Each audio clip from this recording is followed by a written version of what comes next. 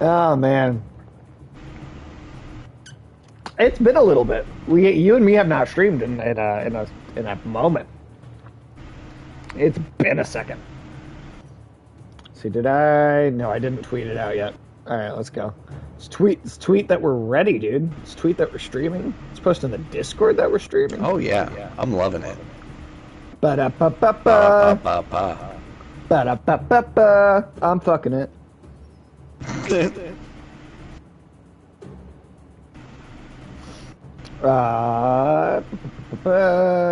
Now, Tim, I'm not sure if you had a chance to look or not, but Gnomes, Cannibalism, and Politics, we now are finally, and I've been talking about it for, like, we're going to do this for a long time, basically a year, because we played Resident Evil Village like an entire year ago on the channel. But we finally are playing Resident Evil 2 Remake. Oh, nice.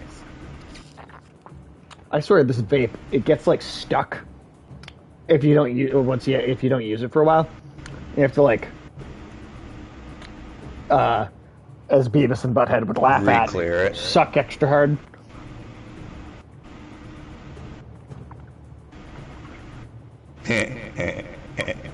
You see the new movie?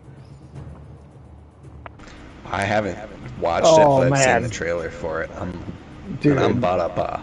that fucking because it's them, they're in the future, right? They go from the 90s to the present day, and they wander into a college classroom and they get explained what white privilege is, and so they're like, we have white privilege.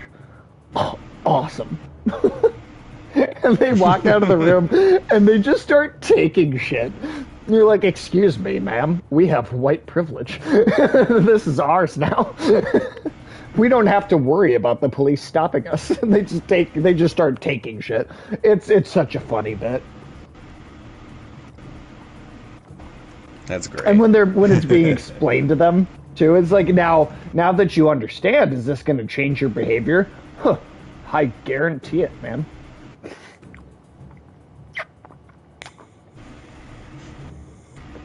Oh, I uncleared it, and then the battery died at the same time. Because, of course, that's how that works. Now, did we stop in the middle of a conversation last time? Oh, no, if you recall... Or did it back it up a little bit to where... fight before, at the end of the river.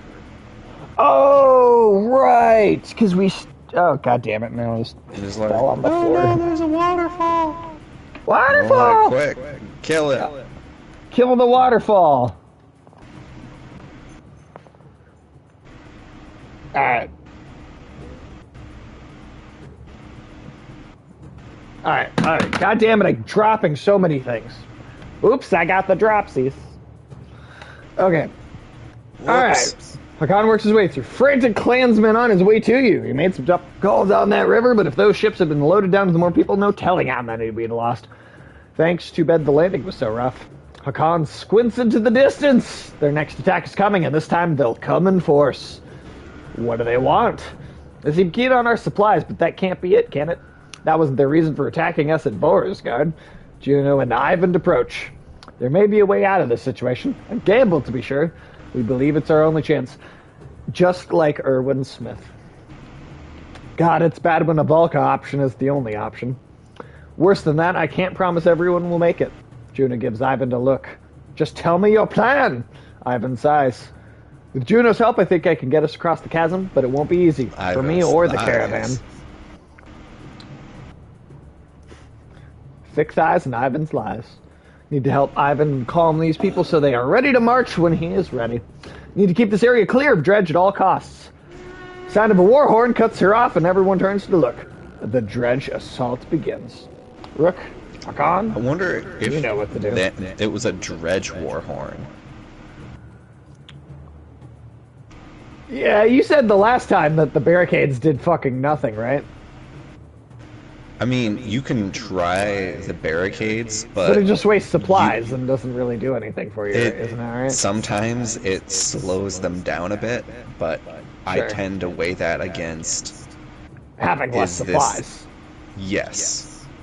Yeah, fuck that. I understand Hakon's reasoning, but sound the call to attack regardless. Oh god, and then we're starting off with a bunch of injured motherfuckers. Bunchard. It's a bunchard of them. One whole bushel of fighters.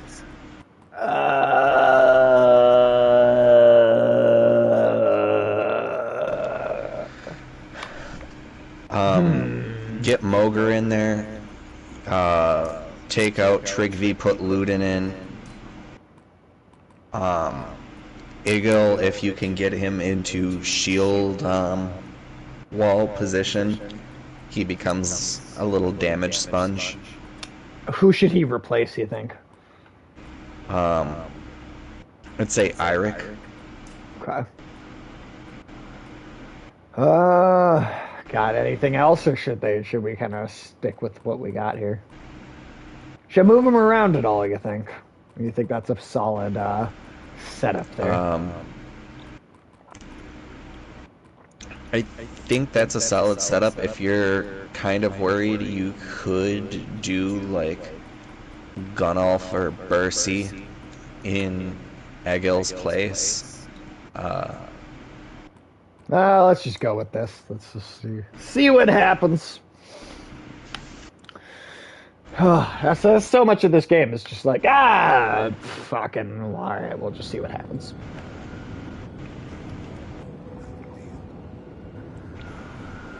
This is the second time we've depended on you to make a goddamn bridge.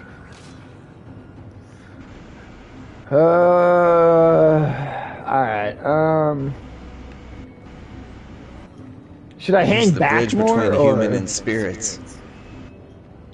what do you think? Should this be more of a hang back kind of battle, or just kind of let him come to me? I don't know. What are you thinking? What do you think, Tim? If you start them all kind of off to the right, Okay. you can kind of kite the smaller ones over towards you and just... Because you have to kill everything, so I guess minimalizing the space with which you can take damage from. Okay. Like, forming a shield wall of sorts. Sure.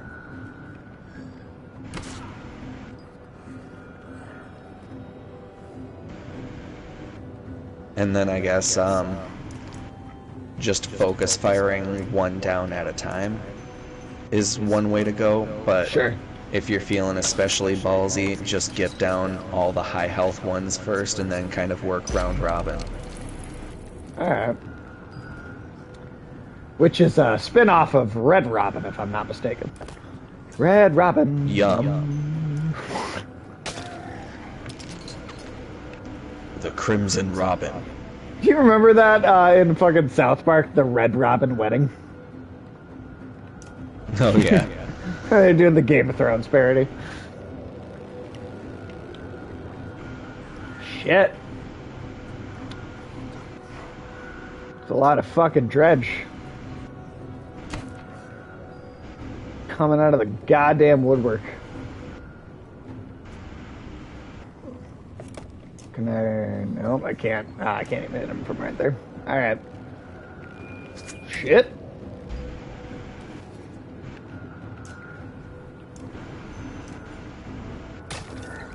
Get out of here, motherfucker. God damn it, Ivan, do your job faster.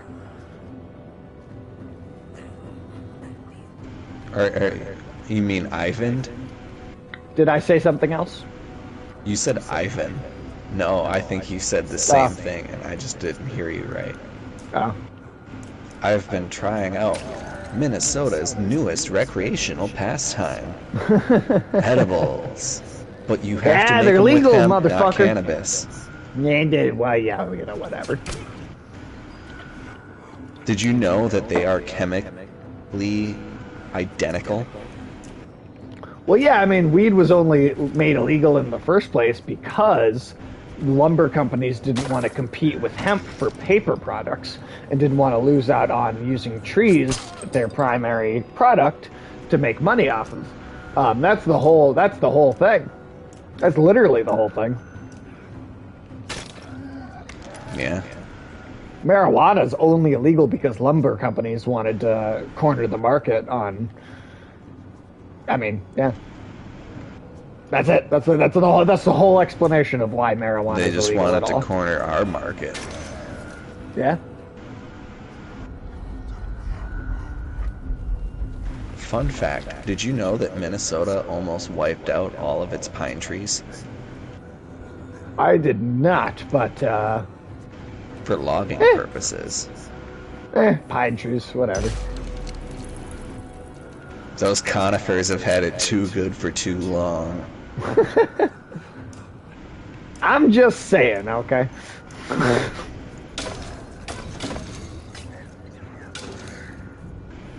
Yeah, run away, you little bitch.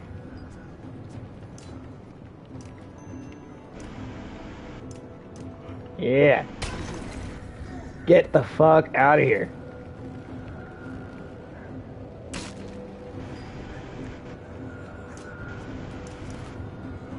Boom, down you go. Tim. And he brings down the hammer, ladies and gentlemen. So Tim, you know, a new game just released this Friday called Gigabash. Are you down for playing that one of these days? Do you know what that is? I do not. Okay, so did you whether the PlayStation 2, the original Xbox, the GameCube, just that generation of consoles in general, did you ever play any of those kaiju Godzilla fighting games?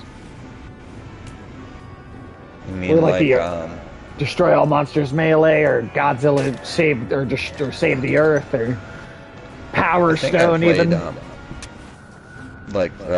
Destroy All Monsters. Now, did you enjoy that? Did you have a good time with those games? I did. Now, Gigabash is an indie game that takes that exact same gameplay structure and style, but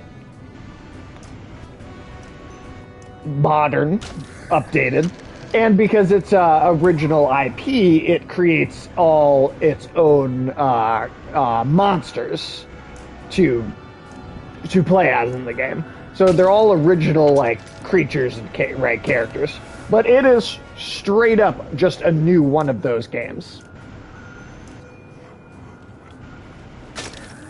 And it just came out on the PlayStation. What's it called? Gigabash. So Giga Giga Bash. Oh, that's looking. Look up a little. Yeah, look up a little teaser trailer. It's fucking awesome.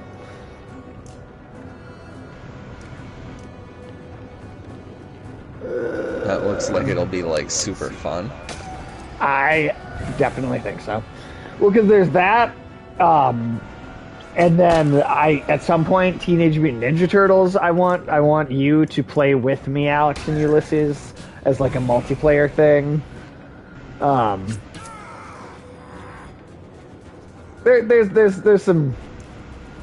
There's a lot of good stuff coming out, man. There's a lot. There's never enough time to play everything. There's never enough time to play everything. There's so many good game releases. Like, I mean, shit, let me pull up. And I keep a list. And the reason I keep a list is, one, because I have a minor case of OCD. But two, because I feel like I will legitimately forget about certain games if I don't write them down. Like, I genuinely, there's just so many that if I don't have a list, I'll forget.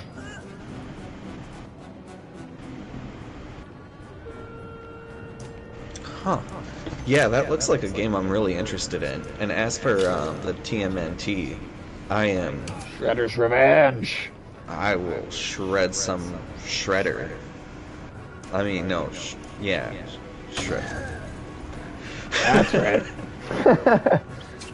Well, like, I mean, if I pull up the list of games coming out, too, like, I mean, look, just from this year so far, stuff that I haven't played.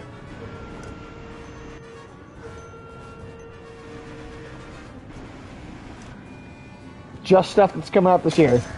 There's still that feudal Japan Pokemon game. I'd like to play that. Sifu, the martial arts roguelite. Elden Ring, we still have to get to. Trek to Yomi, that 2D black and white samurai game. It's almost like a 2D side-scrolling version of Ghost of Tsushima in some ways. You got the new Mario Soccer, which may sound like a weird game for me to be into, but the one on the Wii was awesome, so I'm here for it. And then you got the new Teenage Mutant Ninja Turtles arcade game, sequel to Turtles in Time, one of the greatest arcade games ever. You got the Cuphead expansion, which I still have not gotten around to, and Gigabash. And that's just stuff that's already come out that I haven't gotten around to playing. Oh. And there's a shitload more coming out just in the last few months of this year, man.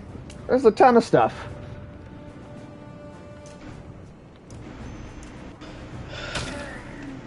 I mean, Cult of the Lamb on August 11th. Shit, that's a lot. Have you seen that? Have you seen stuff for that? I have not. I have not seen that. I have not heard that. Oh man, Cult of the Lamb looks very entertaining. It's got so it's got kind of roguelite combat a little bit, but it's also got a bit of a settlement building thing. So like you play as this kind of cute cartoon land, and you I don't know if I'm gonna make it through this. Oh, yep, he's dead. All right. Shit.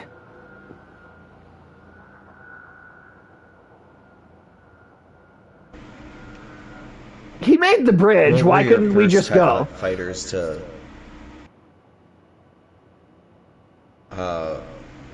Shit. What was I gonna say? Game. I know that I lost. Can you get to the continue screen faster? Which ones to die? I shall remember, man. I don't remember. I've been talking too much. That's what it is. I'm gonna guess Igo. Probably. In which okay, case you what could the hell? Replace him with Bercy. Why won't I continue the game? Continue the game.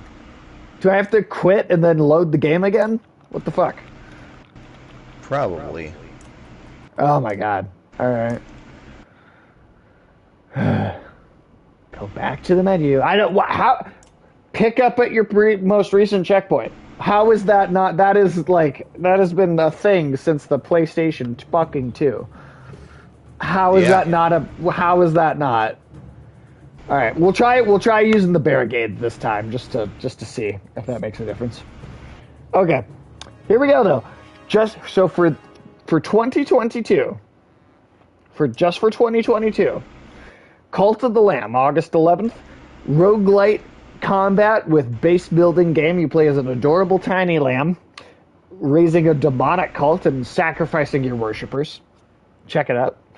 Midnight Fight Express, looks like the second coming of Hotline Miami. Destroy All Humans 2 remake. First one was pretty solid. There's The Last of Us Part 1 remake, which may seem superfluous, but I'm still interested. Evil West, Tunic, Midnight Suns, Plague Tale 2, Scorn, which could be, we'll see.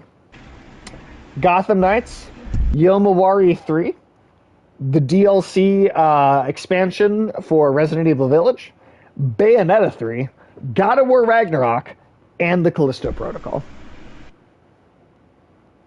All of that is coming out this year. Christ. Yep.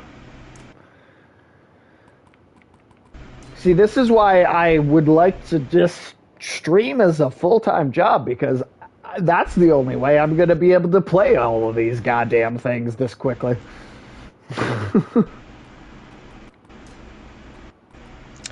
Yeah, it's kind of, that's the way it feels like, and is, because like how the fuck else would you have the time to keep current with as many quality If I games could as are coming turn out. back time.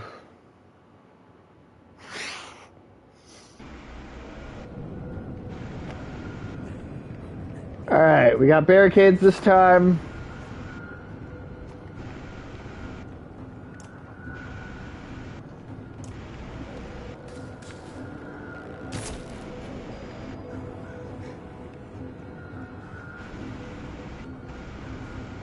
Come at me, motherfuckers.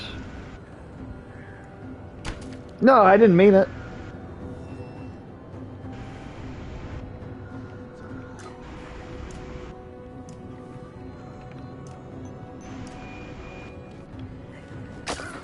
Go fuck yourself.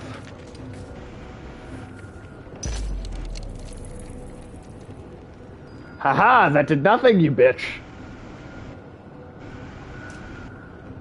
What's your special ability again? Blocks damage to strength and armor for 1 round.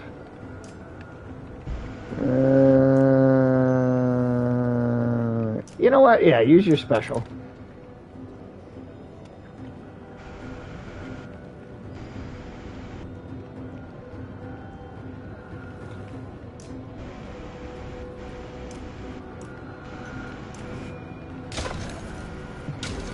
Yeah, go over there and bleed, you little bitch. I'm so sick of these dredge, man. They're just fucking... They're just all over the place all the time. We need to get rid of them. We do! We do need to get rid of them. Oh no, don't attack your own barricade. Alright, well, I guess he's useless in this turn. Oh, fuck you. Oh yeah, but I'm in... Can't hurt me there.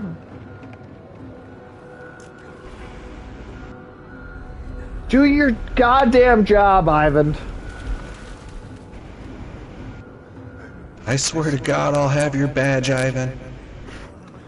Give me your goddamn... Oh, Tim, here's the thing. Just this morning, before I went to work, I watched the new Predator movie. Did you know there was a new Predator movie? Pray? Yeah. Pray tell. It's, I would say, the only good one since the first one. Interesting. Now, I mean, like, that first Predator movie is fantastic. I don't think any of the sequels have been very good. Fuck it, just do Stonewall again. Yeah, like, I mean, I don't know about you, but I think that every other Predator movie has kind of sucked. Oh, I can agree with that. I mean, 2 is, like, entertaining in a ridiculous way, but I still wouldn't say it's a good movie. I mean, half that movie is Gary Busey wanting to, like, kidnap the Predator. So, like, it's fun. There's entertainment value to be had, but I wouldn't say good. But this is the first one since the original where I've, like, actually been genuinely really into it. Like, I thought that was a solid fucking movie.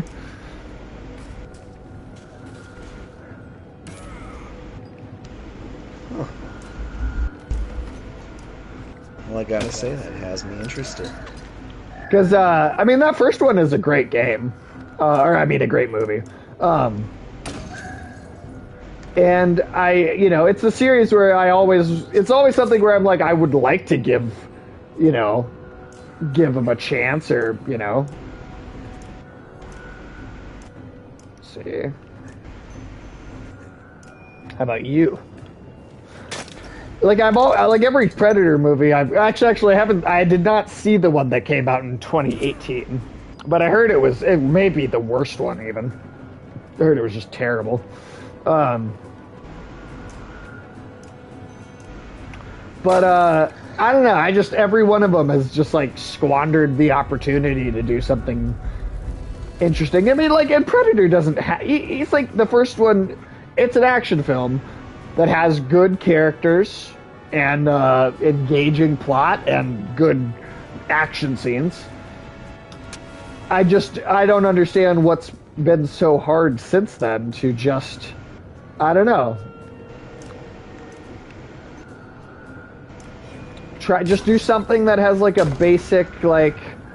Here, all you have to do is make an interesting action movie. Action movies just have to have interesting action and at least one interesting character to drive them forward. Like, they don't have to be masterpiece movies. They just have to be interesting enough. And all the others, I think, generally failed on that front. But finally, we got one. So do you know what this is about? Do you know what the new one's about? Like the basic idea of it? I do not. So this one is meant to be like the first time a predator showed up on Earth. Like so okay. Yeah, it's supposed to be the first time one of them came to Earth to hunt, and so it's hunting a Comanche tribe of Native Americans. Now, did you ever watch Legion? The TV show Legion, the X-Men show? That sounds pretty interesting. Did you ever watch that show Legion? Oh, no. Okay. Well, one of the main actresses, also a great show.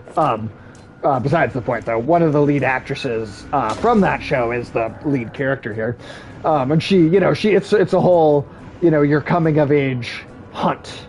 Right, that you're going on to like prove, that you're a capable member of the tribe, and so it creates this interesting juxtaposition between the predator, who essentially is doing the same thing, going on a hunt to like prove itself to its species, and then you have this woman from this tribe of Comanche natives that she's trying to prove herself to her tribe that she's capable of hunting like the men.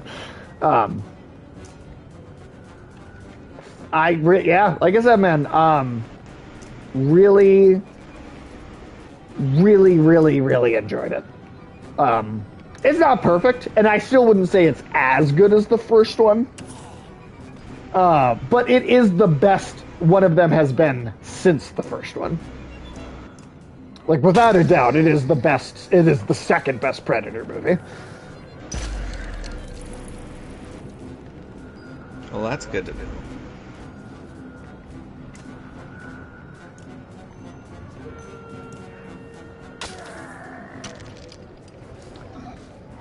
Shit, man. This doesn't seem like it's going great. It's not swinging your way. Not floating your bear. It's not floating my bear. Well, I tell you what. Actually, I don't know what to tell you. Just get you out of here. Alright.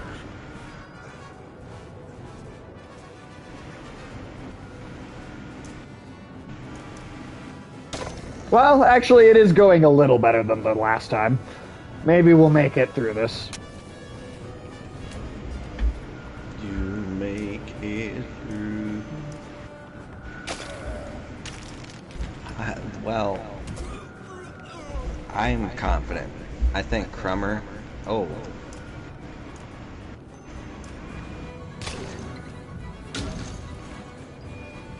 The fuck out of here.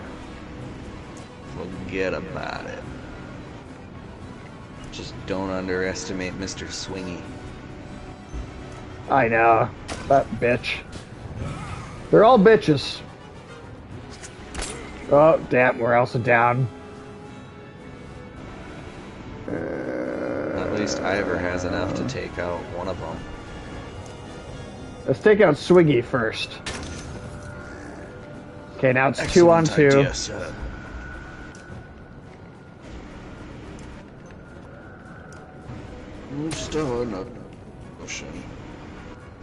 I think we got this. I think we got this.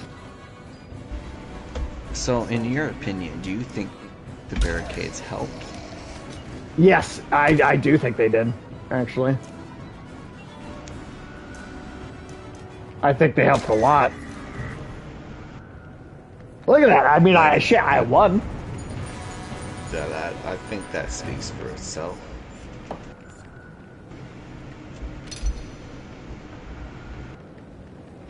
There we fucking go. Took half an hour to win the first battle of the night, but there we go. But yeah, also, cool thing about the new Predator movie, Prey, just dropped on Hulu today, and I mean, it's not like a theatrically released film, so you can just go on Hulu and watch it. So.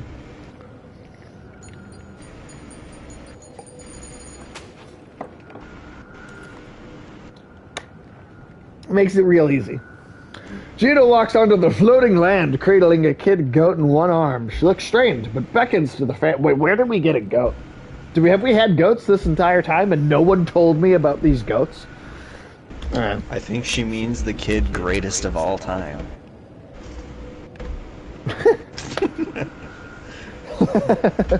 Something tells me that's not the case, but you know what? Maybe I'm wrong.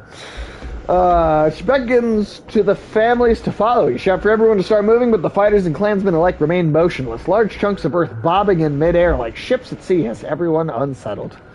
Finally, Ivor takes the reins of a yacht loaded with a supply cart and walks out onto the first floating stone. Supports the load without issue. We go this way or the judge kill us all.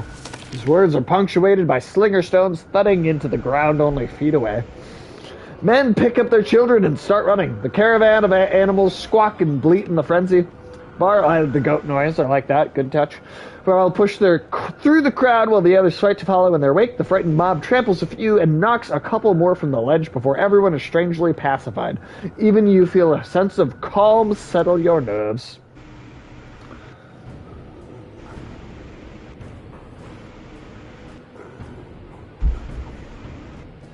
So, crossing this bridge is going to be a series of 4 decisions, each impacting how many survive. Okay. The wounded and elderly struggle to make it onto the floating rocks while fear of the bridge paralyzes the legs of others. The dredge give chase, crossing onto the bridge without hesitation.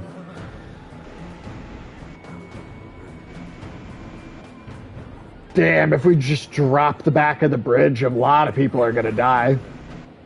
Yeah.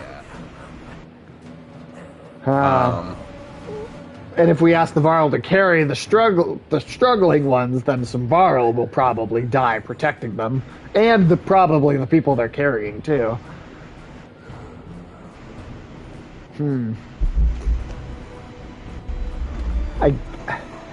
I mean, it seems like the best option would be to go and try and fight them again, right? Like, I mean, that's what it feels like.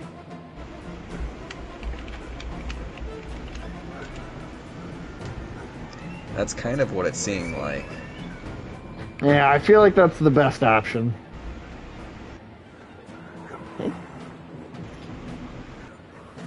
Let's do it. Launch yourself into the approaching dredge, swinging your axe wildly and driving a few backward. Other fighters and archers follow your lead, holding off the dredge until the last of the clansmen make it past you. Stones under your feet begin trembling, and you realize it won't hold much longer. Run, you shout to the fighters who joined you. Almost all push forward as the stones nearest land fall away into the chasm below.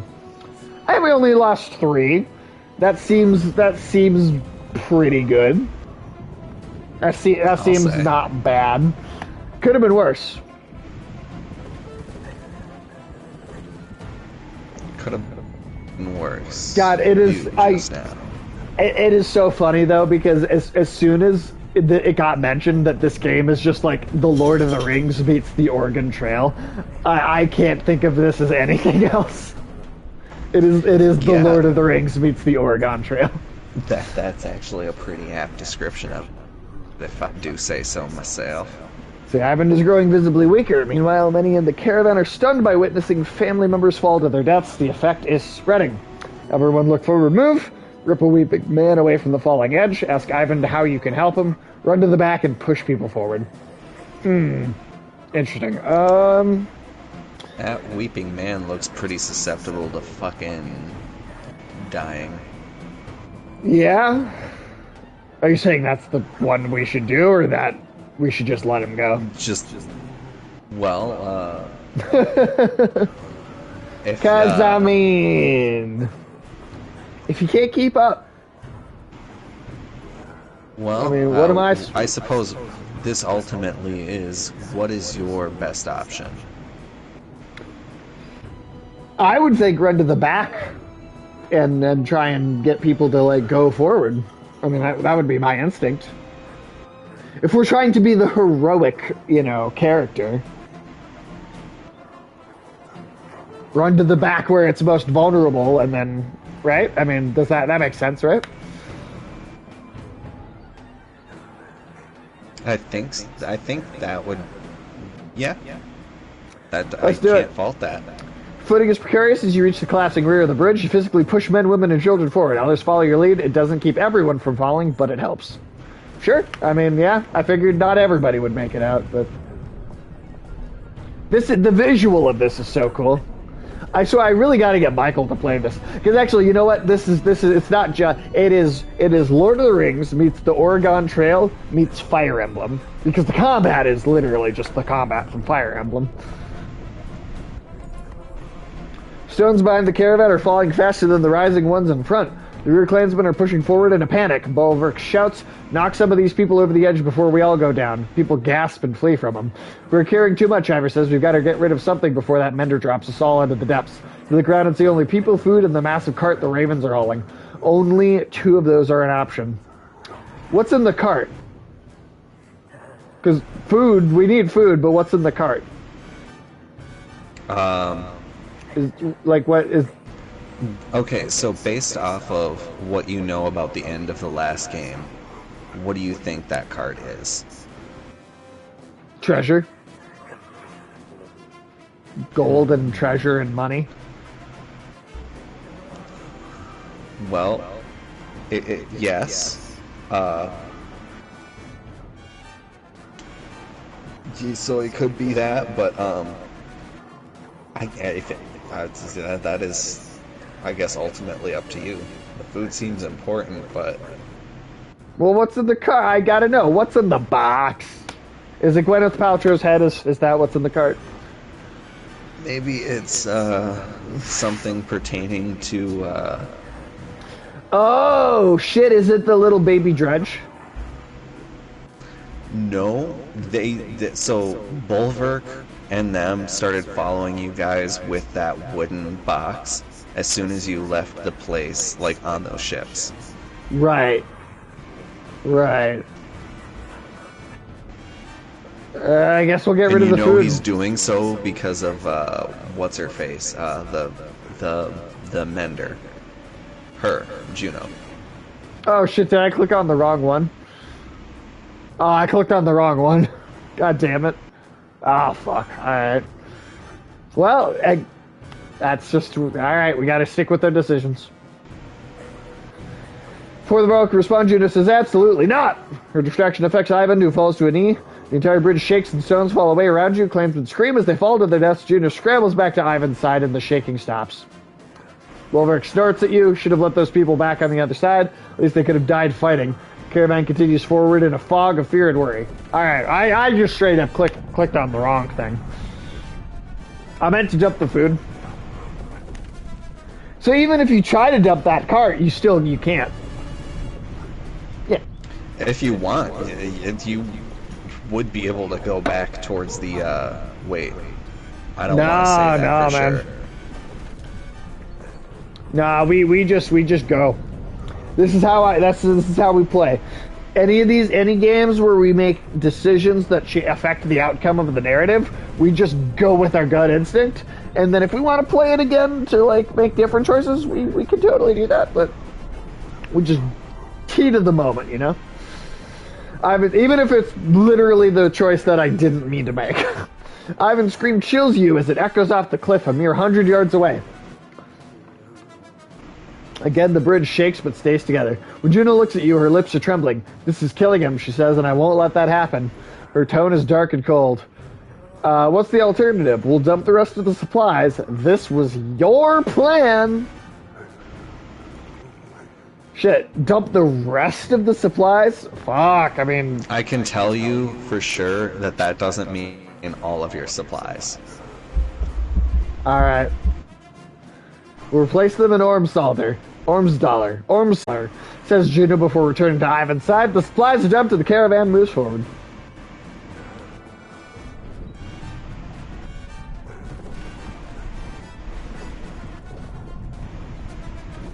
Woof! Alright, here we go.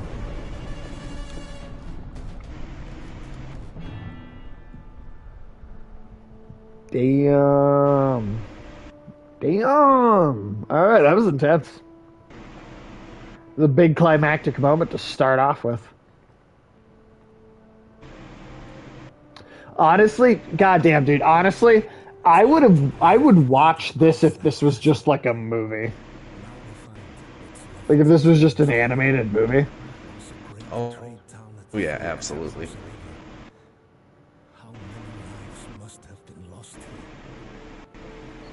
It's like a few buildings might have made it, and no people. Whatever caused that chasm completely destroyed this place.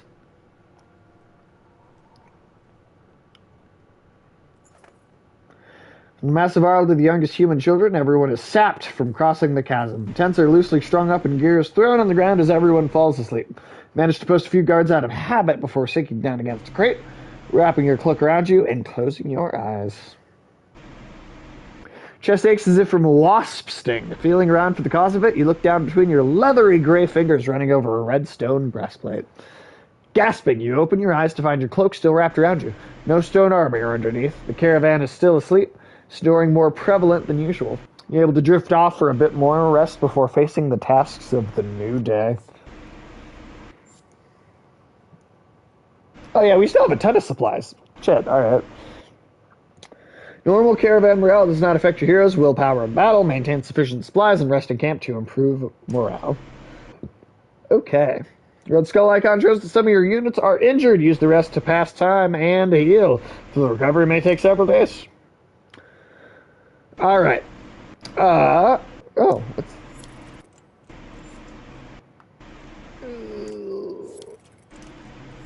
There we go. Alright. Now that we've got at a pretty decent pause point, I'm going to take this opportunity to run to the bathroom real quick because that's what beer does to you.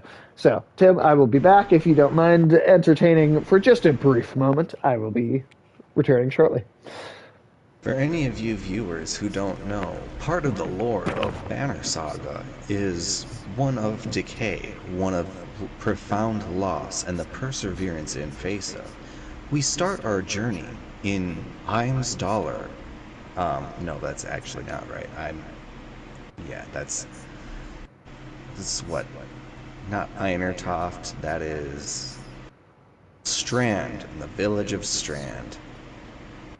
And you know, when you're stranded, it's much like Death Stranding. So in a way, I guess you could say Banner Saga is the first Strand type game. I'm just gonna let that sink in before following it up with, if you look closer, this game is actually based off of Nordic culture. It's like, whoa.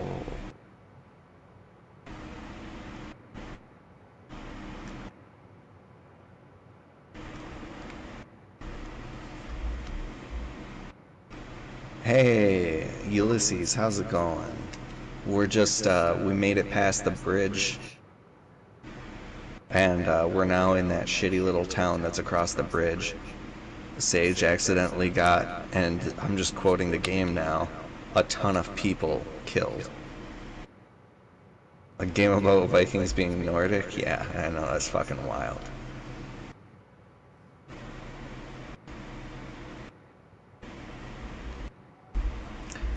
Yeah, that fucking bridge, and then Juno's just like, I'm gonna kill a bunch of people because I'm not gonna let Ivan die. And it's like, well, this was your idea, Juno. You're the one saying, oh, let's make a fucking bridge.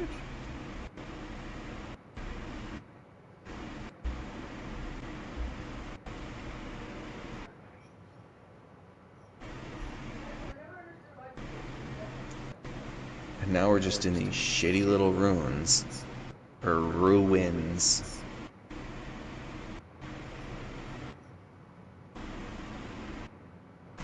Yeah, honestly, Juno's, I don't know. She's a little sketchy. And I mean, I finished the game. But she does seem sketchy. Even from the drop.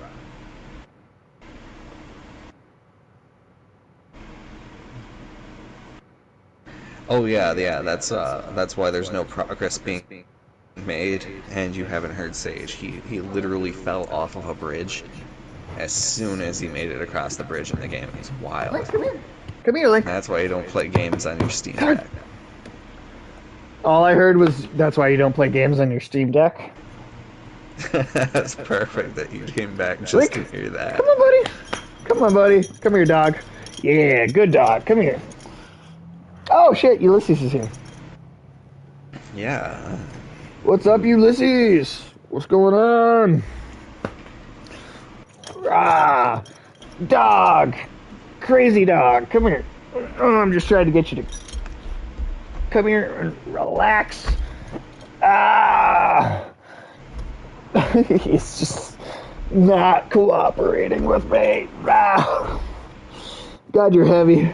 Well, heavy dog. We're just glad to have you in chat. BFG_over_9000. You don't have to read the underscores. No, that's what makes it more robotic. Beep boop, motherfucker. No way, Tim. A game Nordic? That's silly. No, Oh, Ulysses. yeah, because I was like, you wouldn't be surprised, but this is a Nordic game. Now, Ulysses, I think the best way to describe this game is The Lord of the Rings meets the Oregon Trail meets Fire Emblem. I think that is the most accurate way to describe this. Make your way across the broken roads of the former trading town, or trade town. Curious as to what's inside this building, which is still somewhat intact. Structure groans as you enter and you hear yourself whispering, "This isn't worth it." After a quick survey of the room, only two things stand out. A stone with strange etchings resting on the broken mantel and footprints in the dust near a small door in the wall. A gust of wind blows up from the chasm and the whole building creaks. Chasm? Come here, you say. This place isn't safe. Her red hair catches the light. "Alette," you shout. "I can save you." You reach for the child who is terrified by your appearance and words. She slams the door closed and the building shudders. Oh, what property did we leave out? Yeah, what did we leave out? Slams the door closed, the building shudders. Wooden planks around you snap and you barely have time to flee before a large section of the structure crumbles off the cliff. You sit in the dirt, staring emotions knotted in your throat. Oh God, no, not Centaur World, Ulysses, no. No, man, no. Damn, you just got that little girl killed. Well, fuck her, I guess. This game is just like... She knew what she was getting that? into. No, you she had didn't. a fucking image of your dead daughter, and now that other dead kid is dead. That's actually one of my favorite responses in anything ever. There's an episode of the Batman Beyond cartoon where it's like this alien parasite right down at the bottom of this like body of water, and Terry, right, the Batman in the future timeline, is down there trying to like save someone else, and Superman, who's ages slowly, so it's still the same Superman, he just starts chucking rocks down there to try and like keep the alien parasite from getting out. And one of the other characters comes up to him, he's like, "Superman, what are you doing? Batman's still down there." And Superman just goes, he knew what he was getting into. Like, just straight up casually says it like that. He's like, he knew what he was doing. Like, just doesn't even give a shit. Yeah, that sounds about right. Ivor stands stoically by Ivan's pallet, watching the mender's breathing. Took a lot out of him. Out of everyone. No doubt, a lot of families lost members out there. So why even follow me? I get people killed. I'm not doing this again. If you can't see the number of people out there still alive because of you, nothing I say will change it. With nothing to say, you look down at the resting mender. The spell weaving took a toll on him. He looks as bad as me. Before Ivor can respond, Oddleaf abruptly enters the room. Good, you're here. It's the Ravens. They're trying to leave, and some of our people want to go with them. What? Why? We nearly went over a waterfall on ships and lost a lot of people following some Valkar across floating rocks. Not saying any of that is your fault, but people are scared. So if they've made up their minds to go, they'll leave whenever you're not looking. And the Ravens have been hoarding supplies this whole time, and they're trying to take off with them. Juno and Hakan are trying to talk sense to Bolverk, so it's desperate. As you make your way to the door, you turn to look at Ivor. Another vial isn't going to help that situation. I'll stay here with the mender. Now oh, shit! Or you'll be missing more than your horse. Oh, shit! Oh, it's like a full-on cutscene. You son of a yacht!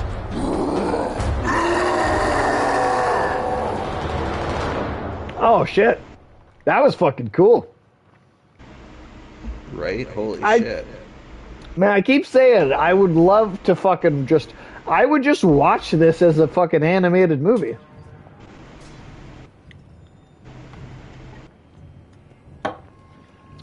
Can't calm his fury. Here they are, just as I said.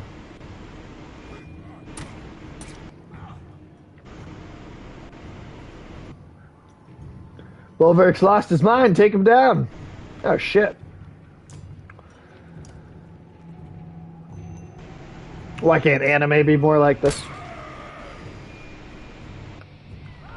Oh, by the way, Ulysses, that Chainsaw Man anime that I mentioned to you, it got a full trailer just yesterday, and again, we'll see what the actual final product looks like when it comes out. But I'm still interested after seeing a full trailer. I'm still interested. Who knows? Clansmen chatter as Juno converses with the dazed Bolverk quietly. Hakan grabs your attention. Get ready for a confusing conversation. Motions to Ursa, one of Prince Luden's bodyguards, who is wiping her pitch-covered hand with a rag on her way over to you. Oh, it's that fire bitch. Clever trick, witch. This time. You Varl are just too easy. Things could have gone really wrong with your fire. How did you know that would stop him? Archer smiles at you like you're a child who just spoke his first word. How do you think humans routed these horned brutes in the Great Wars? Hakon's face loses all humor, and Ursa laughs. If I can be of any help, Rook says, just ask. She smiles and nods, if I could be of any help, Rook, just ask. She smiles and nods to you before returning to Prince Luden's tent. Strange, that one. Stranger than Bolverk being as tough as a damn Sunder. I should have mentioned he's a berserk, probably the last of his kind. Oh! Well, there's another element of Norse mythology.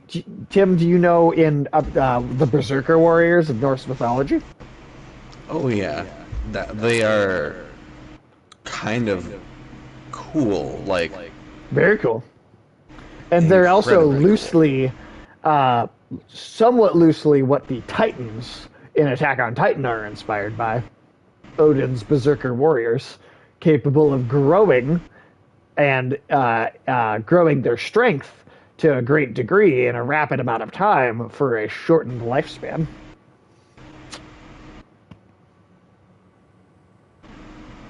Huh. Oh, yeah. The Varl King laughs at your blank look. Berserks lose themselves. I feel like Eren in particular is... Yeah. No, Eren specifically in Attack on Titan in particular encompasses that idea. But yeah. Yeah, absolutely.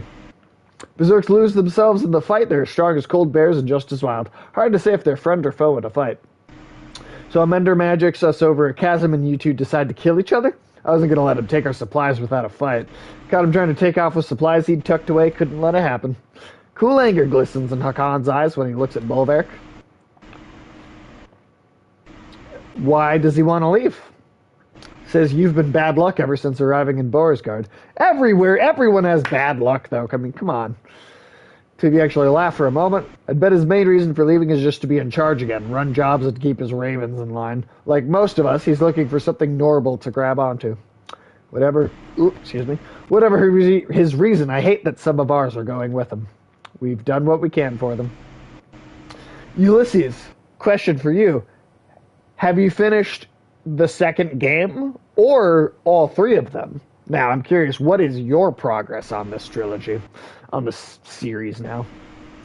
Let's see. Be generous and split your supplies. Punish them by giving them nothing. Offer the ravens enough supplies to last a couple days. Yeah, oh yeah, nice. You finished all three. What's your opinion of the series now that you're done with them? I mean, just, a broad, like, get ready for some serious difficulty spikes in 3. Oh, shit. All right. I feel like there's already been difficulty spikes, so great. We're playing it on the right show. It is rapid respawn. Offer the ravens enough to last a couple days. Got lots of mouths to feed. The ravens can make do with a couple days of food and live off the land afterwards. Sounds about right. You've got a better head than me for these things. Now let's see what we can find in what's left of this place. Chapter 9! How many chapters are there total again? I want to say something like 21. Damn, so we're like properly hitting the halfway point of the series at this point. It's a pretty good series. My only real complaint is 3 feels a little rushed story-wise and lacks closure for some of the characters. Well, I wonder, I'm curious, do you think it's because the game genuinely lacks closure? Or do you think, depending on the choices you made and what version of the story you end up getting, it lacks closure? Like, do you think there's a possibility that, based on different choices with different events taking place, I would agree. More closure happens? With what I've seen, Feel like it's the former? it is the former. Okay. Well, that's too bad. I mean, like, hey, nothing's perfect, and this still seems like it's doing a lot of really cool original things. So, I mean, if there's some faltering here and there, I guess it's, I can only complain so much, but... But overall, you liked it. Overall, it was pretty solid. Even if it doesn't quite land every single bit. It feels unique and original. I mean, I guess that's one of the big things, is like there's just not a lot of other games that feel like this. Again, Fire Emblem is like one of the only other things. Like especially like older Fire Emblem games, like Path of Radiance or stuff like that. Now, Tim, have you played really any Fire Emblem games? I have not. Because that's like one of Nintendo's big franchises, right? But it is like this kind of real-time it is this kind of strategy grid combat and big epic fantasy story, and there's in particular there's actually a Fire Emblem game. I believe it's Path of Radiance on the GameCube. That me and Michael played a bunch as a kid, but we never actually quite played it through all the way. And that's something that I think we would really like to do on the channel at some point as a stream. And I think, in particular, Tim, that would be one that would be really fun for you, me, and Michael, or more, and potentially Ulysses as well, if we could make that happen. But in particular, I think because you like the Banner Saga so much, it would be cool to get you in on playing a Fire Emblem game, because it's just such a similar style of gameplay, The only other games like it I can think of are the Expeditions games, though those are not fantasy. Interesting, the Expeditions games. I actually don't know if I've heard of those, or if I have, not a lot. Tim, have you played those, the Expeditions games? Do you know what that is? I have not. Ulysses, you might have to tell us a little more, because you've piqued my interest. Glare at the clansmen, and Varl settled among the ruins of Ormstaller. Feel the rumbling growl in your chest. Everyone will be ready to leave as soon as you start walking north. I won't fall for that stupid... Oh, shit, are we splitting into multiple stories again? You bet your bottom dollar there, bucko. Oh, fuck, okay. We'll fall for that stupid fire truck again. Folka ignores your comment. New members from the other caravan will probably need a beating or two. Think it was stupid of me to challenge Hakan? Not really my place to say. Since when has that stopped you? Ooh, the Shield Maiden grins. We could have at least waited to hear their plans first and then decided.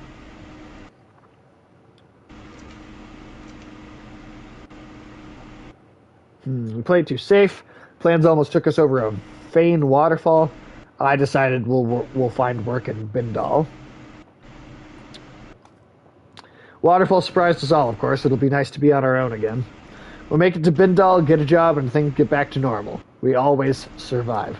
What Dude, it's the end of the world. What, you think there's going to be a normal? Alright. What about all those dredge? If they make it across that chasm, it'll be war. War's always been good for business. Ah, so he's an American, Varro.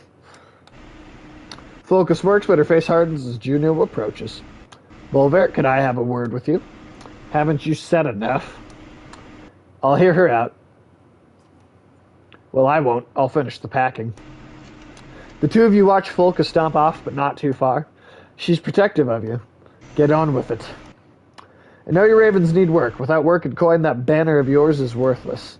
Step towards her, towering above that tall Volca, though she stands resolute.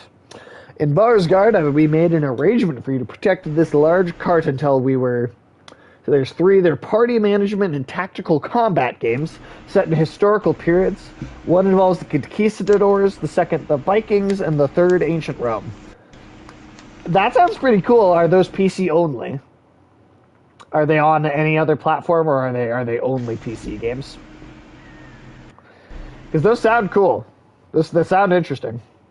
That could go on the list of games to play on the stream when I finally get a PC.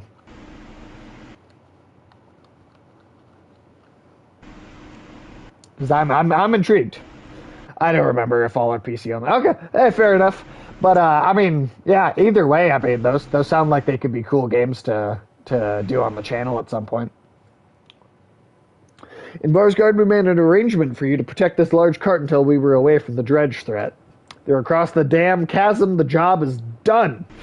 Great, but the cart you've been hauling has become too troublesome. It needs to be sunk in the deepest waters around. What? I thought... So what, you wouldn't let us just throw it off the cliff, and now you're just going to throw it off a different cliff anyway? Like, what the fuck was the point of not being able to get rid of it before? Grunt in disgust. PC only? Alright. Well, hey, it's going on the list of PC games that we will eventually get around to. Valka's secrets. You would turn down the Mender Council's coin. What's in the cart? Yeah, what's in the cart? If you needed to know, I would have told you. Fucking tell me, you goddamn bitch. Suffice it to say, you have a Valka's oath for a great deal of coin once you've sunk that cart. The Blue River northwest of Bindal is my suggestion. And if I just leave it in the woods somewhere, I will know, as will the other Volca. Besides, the Ravens always finish their jobs. That reputation means everything to you. You growl, but she's right. Fine, the Raven's oath. It'll be done. Can we just look in the cart? What's in the cart? I want to fucking know. Tim, you don't have to tell me what it is, but tell me if you eventually find out. Not only do you eventually find out, but it's something you, like, if you think about, like, think hard on the ending of the game, of the first game, and you will figure out what's in the box. It's been too long since we beat the first one for me to... Alright, if you want a hint, I can give you a hint, but they do eventually tell you. Sure. I mean, you can give a hint. Doesn't mean I'll figure it out. Alright. So, knowing that it has to do, like, Juno is the one that gave them this job, and Juno was involved pretty heavily towards that end chapter of the game. Okay. Interesting. Knowing that, what do you think it is? I genuinely don't have a guess. Well, you're gonna fucking figure it out. You'll have two chances to look in the box, one soon and the other at the end. Okay. It's a portal to Centaur World? No! No! No! No! No! Do not want. Sure could use some more supplies in our cart, Raven says, tightening his belt. Kind of mishappened these other folks around. They might not have been the worth a damn in a fight, but they knew how to track animals and spot berries just about anywhere. Sounds like you need practice. Start hunting. Centaurs are coming. No, I don't want the... Well, I know the centaurs are, but... I mean, I assume the centaurs in this are going to be fucking better than the ones in goddamn Centaur world. Except the few ravens who laugh with them don't come back empty-handed, you add. Choice words are mumbled, but they follow orders. 4 hours later, they return, each holding nothing more than a small rodent. 2 of them have split one. Folker shakes her head and says, pathetic.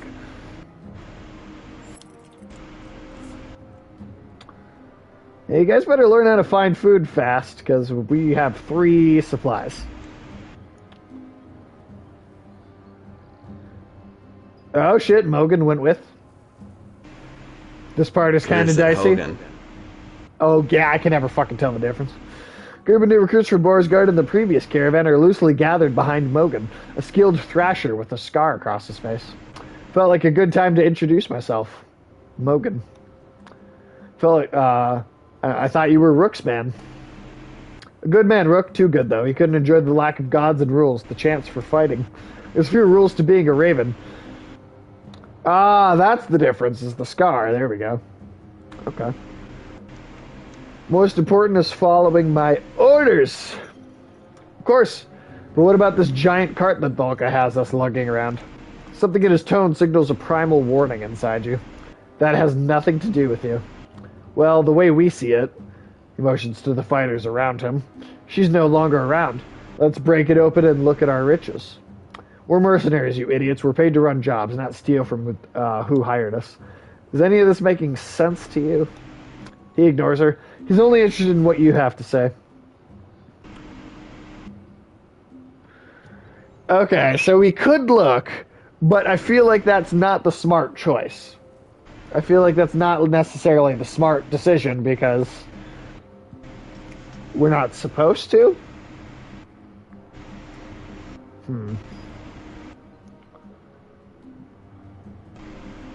But I also, for my own personal fucking curiosity, I do want to know.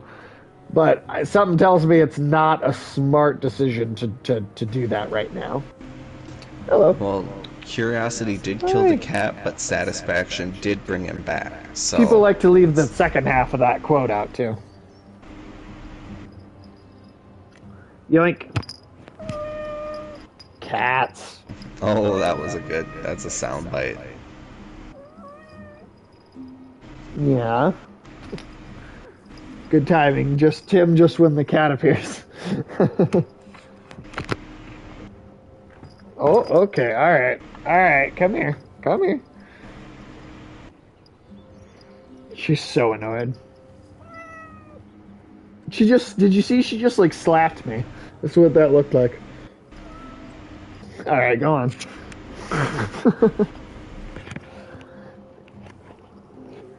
Ah. Okay.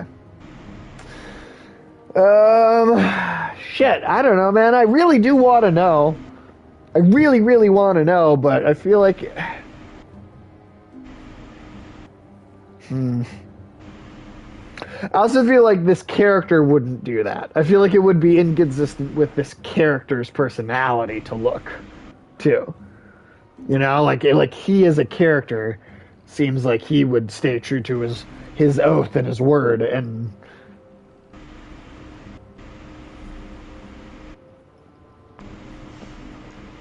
Well, I think you really have to just decide one thing. Do you look in the cart now? Or later? Because we'll get another opportunity, too. It's not like this is it. It's a dick in a box. 1, cut a hole in the box. 2, put your dick in the box. Alright. I was hoping you'd say that. Oh shit, now we gotta fight him? Oh god, alright. Oh, Krumer went with too. And Bert. Okay, alright. Shit, we don't have a lot of fighters on this crew yet, anyway.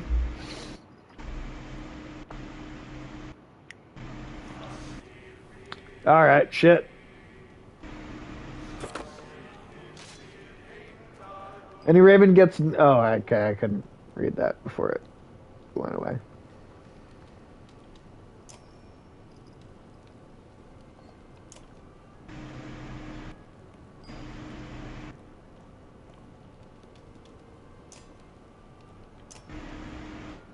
Shield Maiden and adjacent allies take half damage from attacks.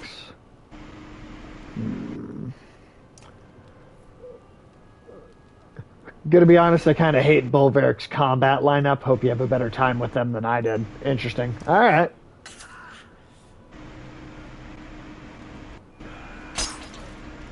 Yeah, Bolveric's got this, like, he always makes 2 swings. But Okay. he's a berserker, so if one of the swings happens to be one of your characters, he'll still hit them. Oh, that's annoying. So you have to make sure that it's always 2 enemies around him. Interesting. Or at least just not an ally. Yeah.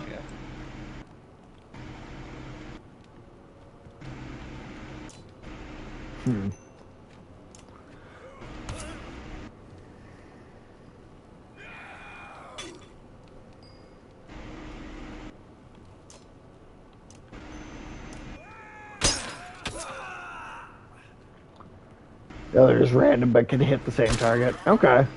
So if there's only an enemy around, you're fine. It's just that if you make the mistake of having allies nearby, he'll accidentally hit them too. Okay. So the best strategy with him is to just keep him separated then, yeah? You just kind of separated. Like Andre used to say about his crawdads.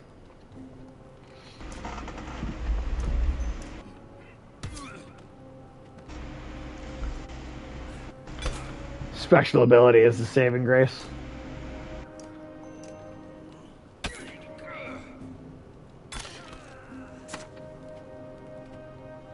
Okay. And let's see, what is his special ability? Call the weak. Killing blow grants an extra turn. Oh, okay. Alright, well, so I'm gonna just not use him here, because there's only...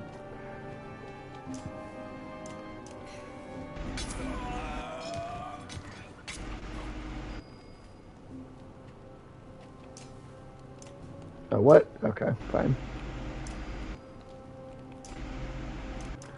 And down you go.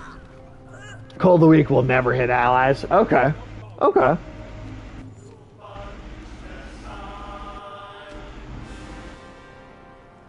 Those lying dead at your feet would regret ever crossing you. God, that goes by too fast to read.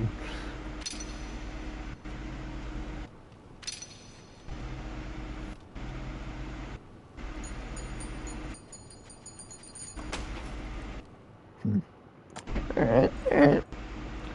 Folker grabs Mogan by the hair and pulls him up to stand in front of you. He's beaten but not broken. Something you can respect. Bad for business if we let people think they can get away with challenging you, the Shield Maiden says. You thumb the edge of one axe while staring down at the man.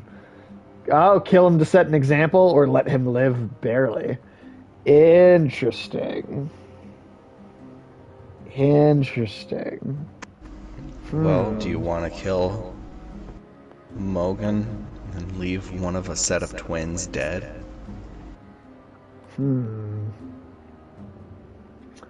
I'm curious. We don't tell me the result, but what decisions did you make? Both Tim, you, and also Ulysses. What choice did you make in this point? You don't have to say anything about what the outcome is, but just what did you go with?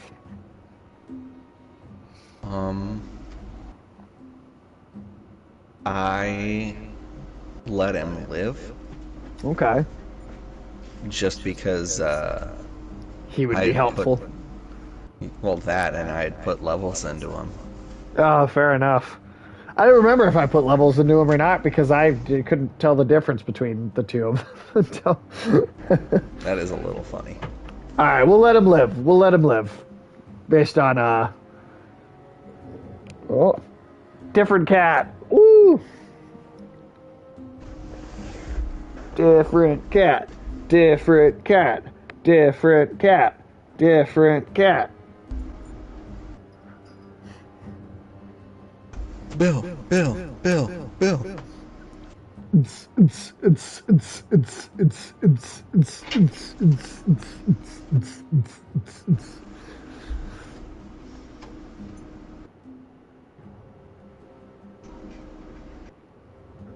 Useful, and you need the fighters. Fair enough. Fair enough.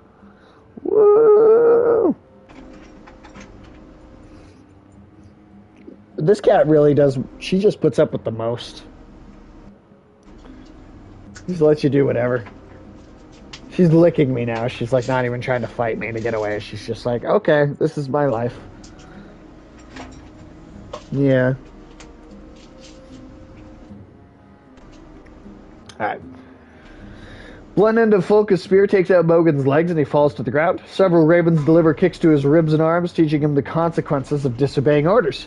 When they're finished, it's clear he won't be worth much for days. BRB. Hey, no worries, man. No worries. Some over here are injured and need to rest in a camp.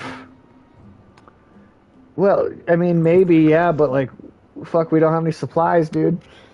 Motion draws your attention to the nearby woods. You're surprised to see a small group of dredge, some of which you've never seen before. Engaging one of the new recruits from Borsgard. How'd these feigned slag get here, you ask, though no one has an answer. The tattooed fighter is noticeably drunk, but he lobs two black axes in quick succession at an approaching scourge. The axes find their mark, shattering stone armor. Okay, help him fight. You draw your axes and rush in, surprising all the combatants. Alright.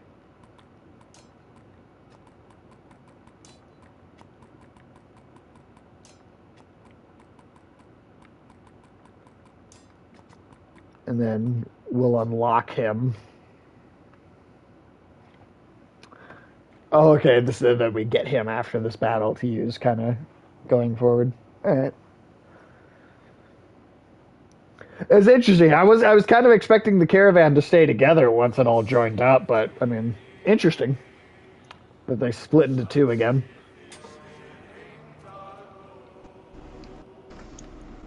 Yeah, and then the question is, do they ever join back up? I would think so. Axe Storm. Huh. Well, damn, you're not doing a lot. One of the slingers is getting ready to hurl a slab of rock. So, Axe Storm is potentially really powerful if you have high hit chance, because he throws an axe, which is the equivalent of one of his melee attacks. Okay. And he keeps throwing them until he misses one. The only caveat is he loses 10% accuracy with each throw. Oh, okay. But I've managed to land 6 of them in a row before. Okay, so in theory, I mean, you could still do a lot. Alright. Alright, well, he's already dead, so.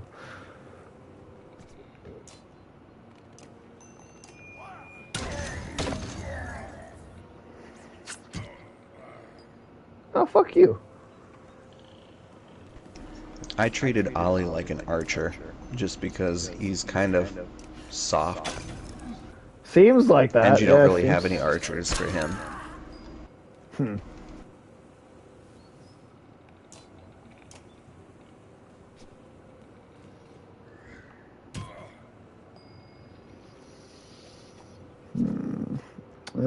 That's too small. Alright, I'll just wait and make. Alright.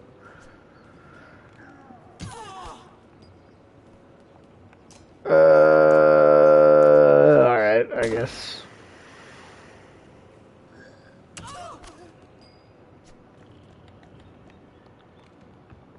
Yeah, get him behind everybody here. Yeah, pull up the rear. Yeah, he likes to go through the back door, man.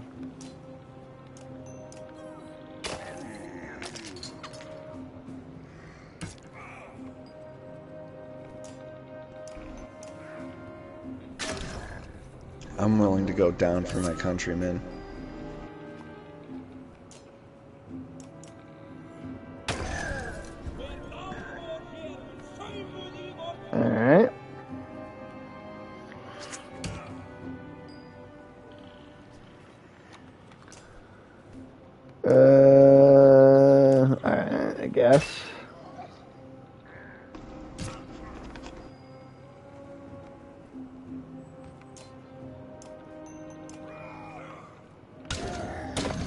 Yeah, that's fucking right. I mean, I feel like he seems like he's pretty useful as long as if you can position him the right way.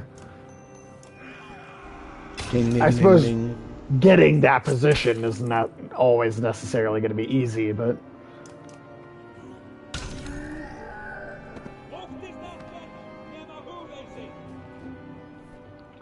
at least in these first couple of battles, it doesn't seem like too bad.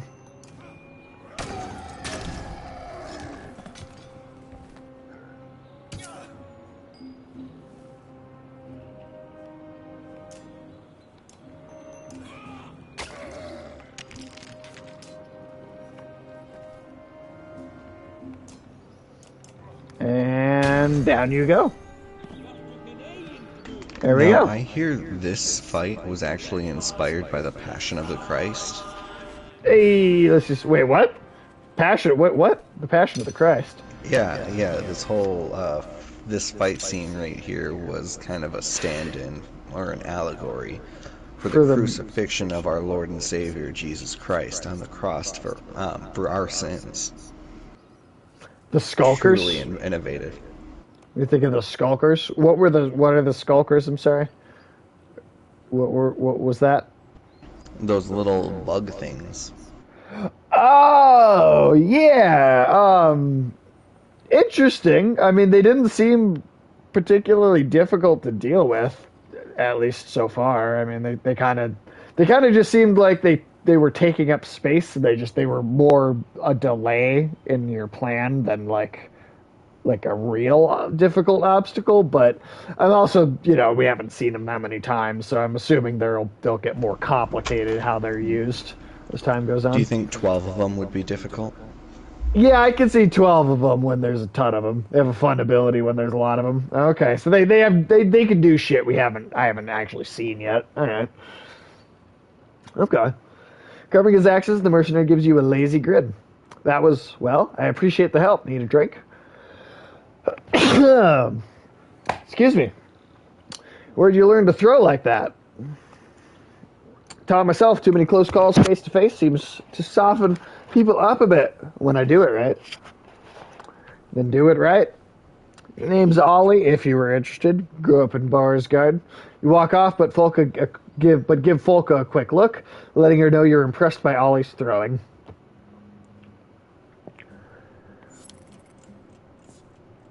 We don't have any supplies, man. Ravens in the air as ravens approach. Ollie says with a slur, is that a good sign? The small village ahead looks well fortified with a few bodies outside the fences being picked clean by the birds. Caravan moves closer but stays out of arrow range. Whoever's in there wants to be left alone, Volka says, but it could be our best chance for supplies. Approach the village stating your needs. I'm just doing it.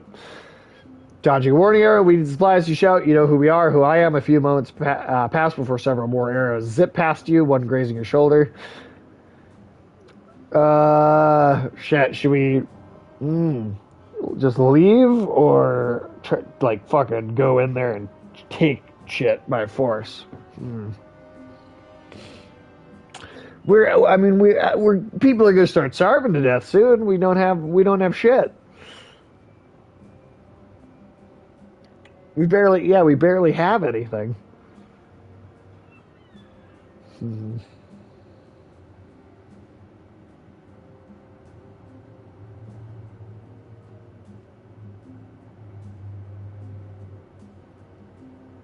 Oh, Ulysses, so we had this conversation before you got here, but they finally made a good second Predator movie. I guess we'll let them rot. Their job, they tuck weapons away and follow orders, but their disappointment is clear. Hope you know some of some other way to get supplies, Folka says, because this lot is terrible at gathering roots and berries. Yeah, no, there's finally now, after 5 films, two good ones.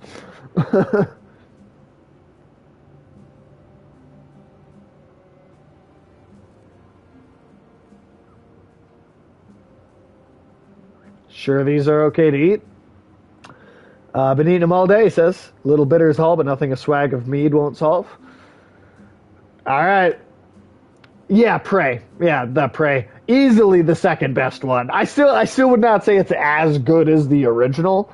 But I mean, compared to Predator 2, Predators, and The Predator, uh, it's far and away the second best one. But it's good. I genuinely really enjoyed it. I mean, I have criticisms. It's not a perfect film. Like I said, it's not even quite as good as the original, but it is a solid action film, and it's only like an hour and like a half. It's like, as far as movies go, it's fucking short. And these days it's like, fuck, a movie's only an hour and a half. Shit. I mean, that gives it a lot of leeway too. It doesn't overstay its welcome. I'm sorry, Tim. You were totally about to say something, though. Oh no, I was gonna say that you're not including the best part. That this is actually part of the Eat, Pray, Love trilogy. God damn it! Eat, Prey, as in Predator, and then right. Love. That's gonna be the alien parasites invading your brain. That's love, all right. Yeah, lack of supplies is why I find this chapter tense. Yeah, shit. So far, man, I'm already like, on edge about stuff. Stumbles a bit while hoisting the basket up onto the cart. Grabs another mushroom for his efforts. Others clap him on the back to show their those mushrooms are poisonous, aren't they? It's gonna bite us in the ass. Is it as good as Alien Resurrection, though? It's much better than Alien Resurrection.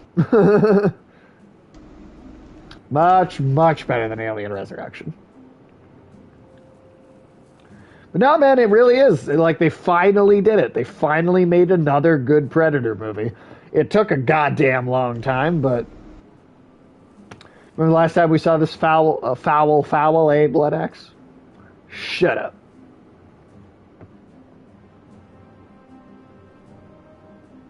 But no, I was as surprised as anybody that it was actually good. Like, I was certainly, like, tempered expectations. But even just the trailer and, like, the concept of it, I was curious.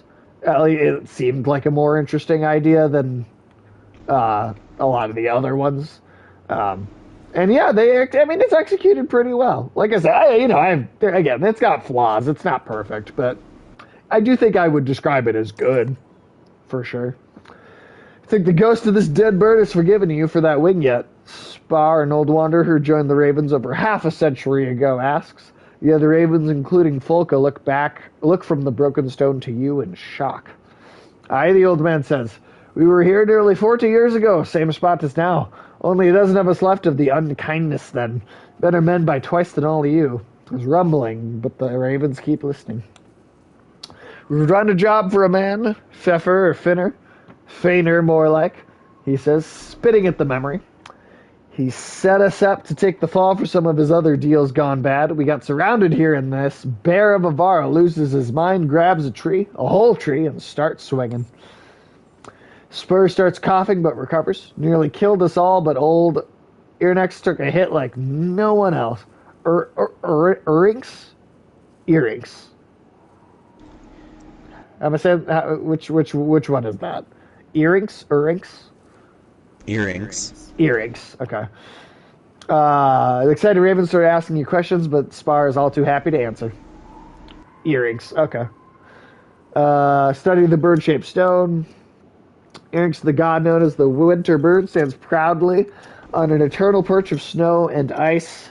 Stories of seasons past, of hunting Radomir across the summer skies, of creating blizzards while flapping its wings to land in winter, cover the outstretched wings. While walking around the stone, your foot thumps on something hollow. You clear away some ice and find a wooden box, probably left as some token of faith to a dead god. Leaving anything behind for the dead is a waste, you say, immediately prying open the box and pocketing the small item within. Pipe plant. Okay. Visit the godstone. But we're Americans, so we could pronounce it earrings. Exactly. Americans say stuff however we feel like.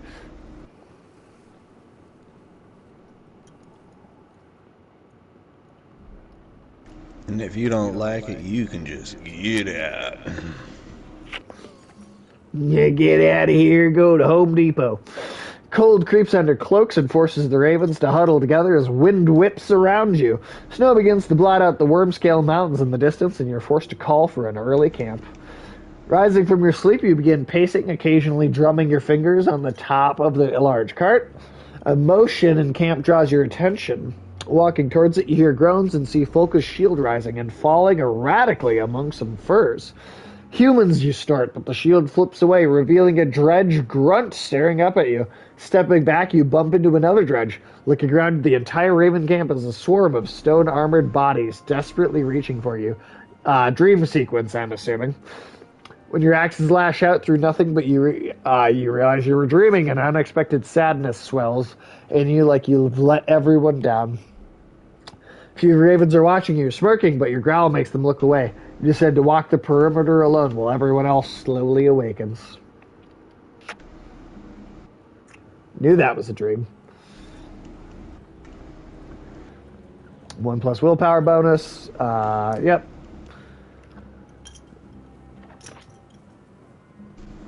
Okay.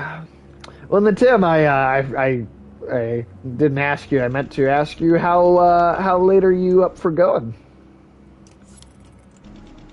I think 1. Okay.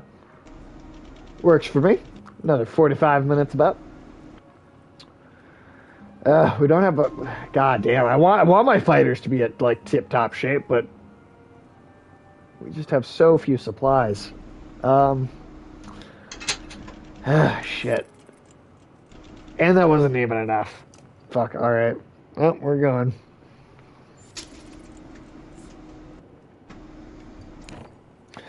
Haha, every cat has now been on stream. Yeah. Well, I got all 3 of you tonight. This is the one that squeaks. Makes squeaky noises. Yeah. You done? You done with this? Every cat has complained. Exactly. Every cat has complained tonight. Around to hear you yelling, a harsh voice reaches your ears, followed by the laughter of several others. Your abrupt halt alerts Folka, who immediately signals the ravens to fan out and draw their weapons. Investigate. Over the next rise, a group of 10 haggard fighters and a few varls surround half a dozen peasants at a broken wagon. A woman spots you and shouts, "Help us," but a punch to the stomach drops her to the snow. Fighters turn ready to fight.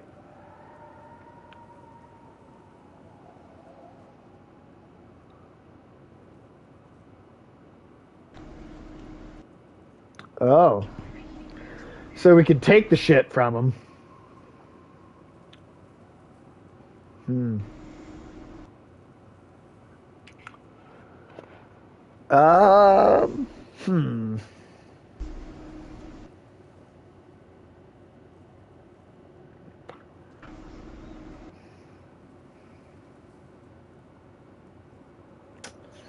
So we're just robbing these random people we came across, right? Am I understanding that right?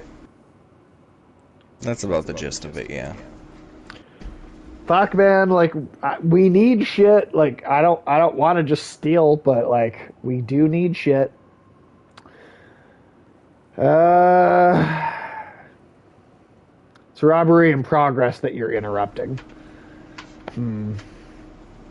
We'll take the high ground. Oh, shit. Well, maybe you're interested in what you're carrying. You've been growling, and the ravens take that as a sign to charge. Man's confidence melts away, and he and all his fighters flee, but you give chase for a time, but soon return to the wagon. "Thank you," the woman who was punched earlier says. "I know you don't want us around, but if you're heading towards Bindal, we'll follow your path." "Fine, but your food is ours." "Payment for saving you," you say. The woman nods her understanding, but to your surprise, the wagon is nearly empty. "Keep your distance, but we'll be behind." And they didn't even have anything. Fuck. We're almost out of shit, man. A couple of Raven scouts take off to check out the cluster of tents ahead, refugees from Ormstaller, and one of them says, upon returning, "We've got a sizable camp and seem disciplined. They know we're here," scouts add, no sense in trying to avoid them. Alright. Take the lead and approach the refugees. Hooded man with a red spear greets you. My name's Bach. Bach or Back? Pretty sure it's Bach. Bach. And this is Lofen? Your Bulwark of the Ravens, and is this your wife? You are confused as much by his question as by the fact that no one is with the man. Who is Lofen? He's like a chicken. Bak, bak, bak, bak, bak, bak, bak, bak, bak, bak, bak, bak, bak, bak. Moves the spear forward a foot. Lofen, my advisor of sorts. You look at Folka and snort. You're the second spearman we've met who is more than a little touched. The man stares at Folka, a dangerous look on his face. If you're finished having your laugh, I'll tell you why I've come to you. Fine, but to make it quick, I'm leading this large group of trained fighters and tradesmen from Ormstaller. We're looking for a new home. I've done what it takes to survive out here, but they're starting to lose faith in me. You want us to reinforce your control? No, I want you to take over. Lead us someplace we can all live. Lofen and I weren't meant for keeping others alive. What do I get in return? For one, we won't kill you. Back smiles, but there is no humor in his eyes. We'll share the food we've collected and fight alongside you should there be a need. Stops and confers with the spear. Spoiling you, Lofen is. We'll even spread the word of how great the ravens are. Oh, so he's talking to his weapon. Like this is a crazy person. Man, do we trust this guy? He's pretty shifty. This guy seems shifty. Well, is he shifty just because his wife is a spear? Yeah. Yes. Yes, that is shifty. Is it unsettling as well? More Also, like his yes. More like his husband, am I right? My old spear and shield. Alright. Again, not necessarily asking what the outcome is, but Ulysses, Tim, what did you decide in this moment? Did you let these guys join up? Did this man and his wife spear? I decided to keep him. He was kind of funny. And I figured maybe there's if I a had hole in Trigby, maybe there's a hole in the butt of the spear. It's possible. Yeah, he does have food. Yeah, shit, that's a good point. Kisses the metal of his spear and smiles. Yeah, my thanks. And Lofen thanks you as well. I don't want the thanks of your spear. 80 fighters and 24 supplies. Alright. It gets us going a little bit. The unyielding snowfall is proving too much for the humans who now vainly attempt to follow your large footprints. In truth, the sky and your surroundings lack enough contrast to know where you're going, and it's cold. Trees over there. Over here, Folka manages to say, motioning with her spear, but the foliage blocks some of the wind, but does nothing for visibility. With no other options, you burrow into the snow, cloaked in your bear fur. We're so close. Oh, Bindle is so close. Too, we're so close. Oh shit, what's this? What am I looking at? I'm not sure what this image even is. Burke, wake up, you damn bear. You're being robbed. You roar and shake off the foot of snow covering you. The unclear dream still vivid in your mind. Bach uses his spear, Lofen, to point east. Those clansmen you saved. They killed your guards and they're taking everything. Folka is by your side in seconds, followed by the spearmen. You sprint along the snowy path of the stolen supplies straight into an ambush by the bandits originally harassing the clansmen. Sepha turns and smirks. Ah, you fucking... You fucking can't trust people, I swear to God.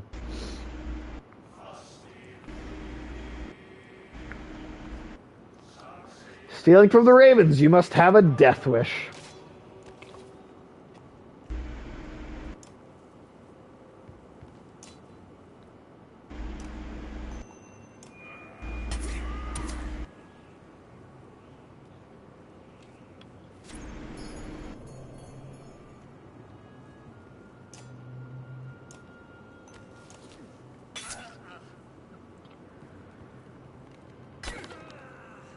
I was just running down. You're trying to run me down like that? Wow, okay. How about you go fuck yourself instead?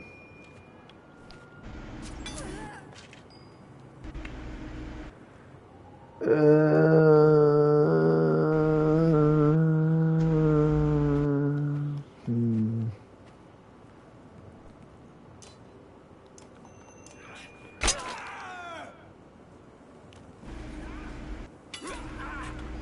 Oh shit.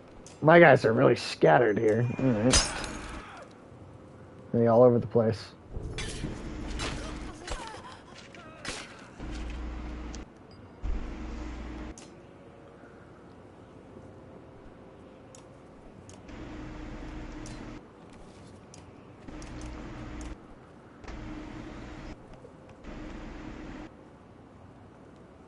Move away.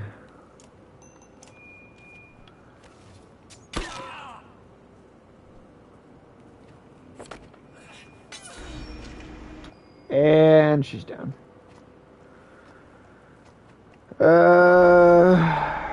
Shit. All right. Yeah, I can see how The this fuck character are would you gonna be. do? What the fuck, man? Yeah, I can see how this character would be difficult to position in a way that actually is helpful.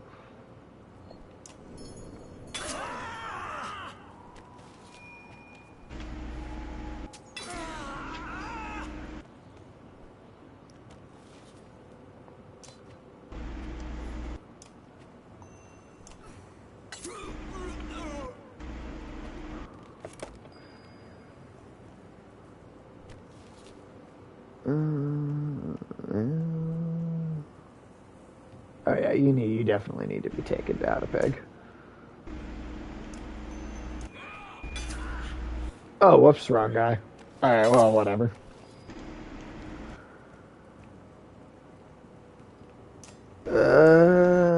Shit. Okay.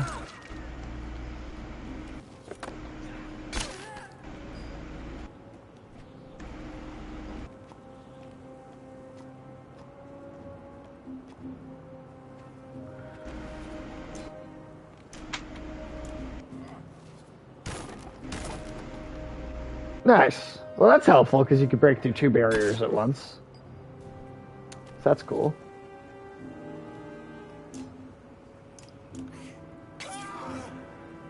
Shield Maiden. Yep.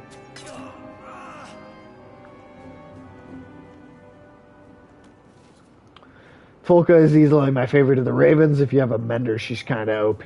Really? Okay.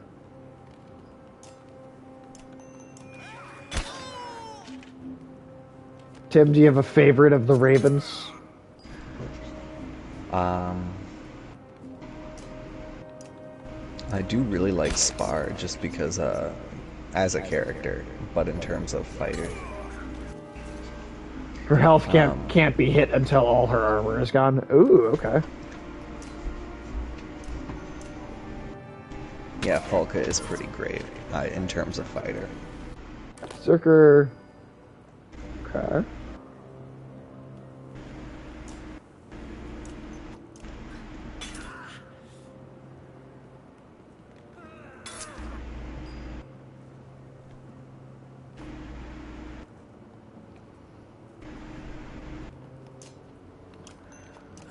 Just trying to get you. Oh, okay.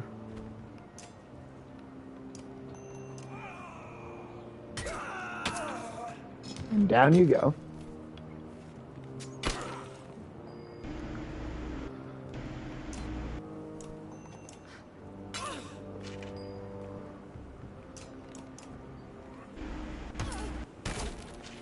There we are.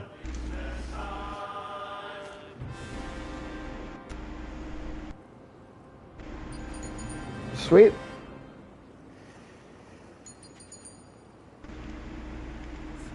Three enemies with Berserk. Sepha's wounds are great, and she whimpers in the snow. You nod to Falco, who dispatches the bandit archer with haste.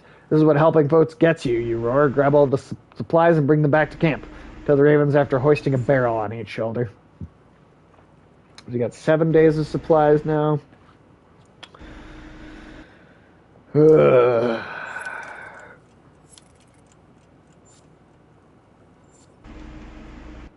right, we're almost to that town. We're real close.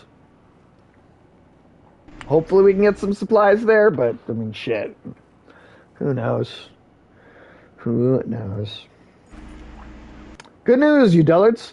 I've been collecting... Good news, everyone. I've been collecting these little clusters of berries. He holds up a short stem with 3 leaves and 3 berries each. Problem is, I can't remember if the leaves are poison or the berries. Seems oblivious to the trouble he caused with the mushrooms. I mean, you try them, and we'll see if you get sick.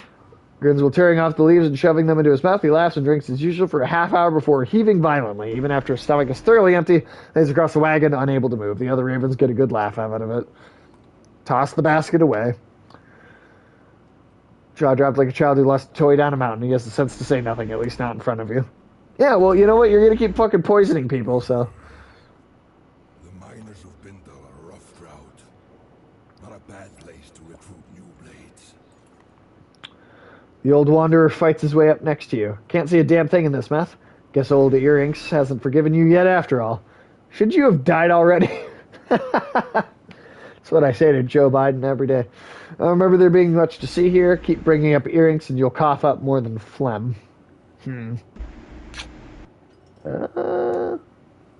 Way things are going, might not be much of anything left to see before long. End of the world or not, I'll be dead soon, but you might come to miss these mountains and mines. Grunt is your response as you both try to make out shapes in the distance.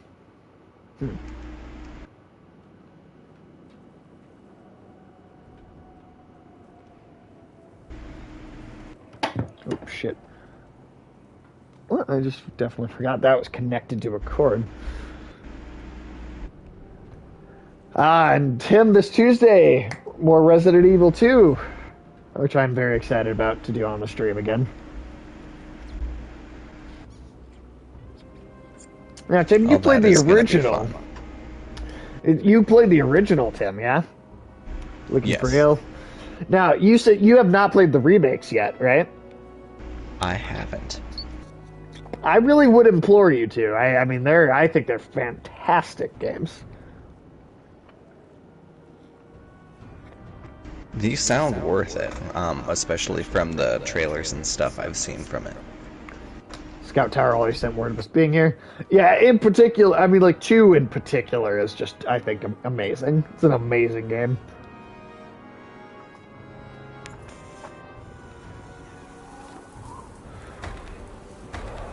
Snowstorm is worse than ever as you arrive at the walls of the mining town of Bindal. The gates are closed and you beat a fist against them. Open the Fane gates, you shout.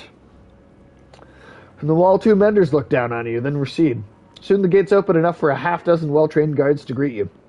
Their one-eyed captain points and says, just you. Philoko steps to your side, not alone, she says. Interesting. You could show of good faith and go in alone, or you could be like, hey, no, this is like my second in command. She fucking comes with. Huh. Interesting.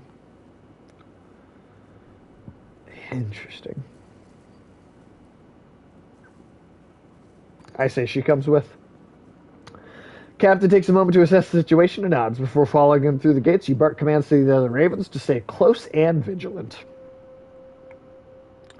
Inside the small gatehouse are the 2 menders from the wall, a woman with a fancy spear, and a cub of a man holding a staff. Valka Zephyr is at the Raven Banner. So it seems, but why here? Why now? Just passing through on our way to the Blue River, but this blasted storm caught us. Planned to come back this way afterwards for more work, but now we need some food and a place to hole up. We brought some people with us. They need a new home. Sure felt like the right thing to do, but we're already beyond our capacity here. You see, why did they... Okay, this is just one logic question I have in this. Why did this Bolverk think that anywhere was going to be a place to stop and live? Because, like, the entire first game was about how literally nowhere is safe or stable anymore. Literally nowhere. It's the end of the world. Nowhere is safe and stable. So why he thought, well, this time it surely will work out. I don't know. Just a question I have.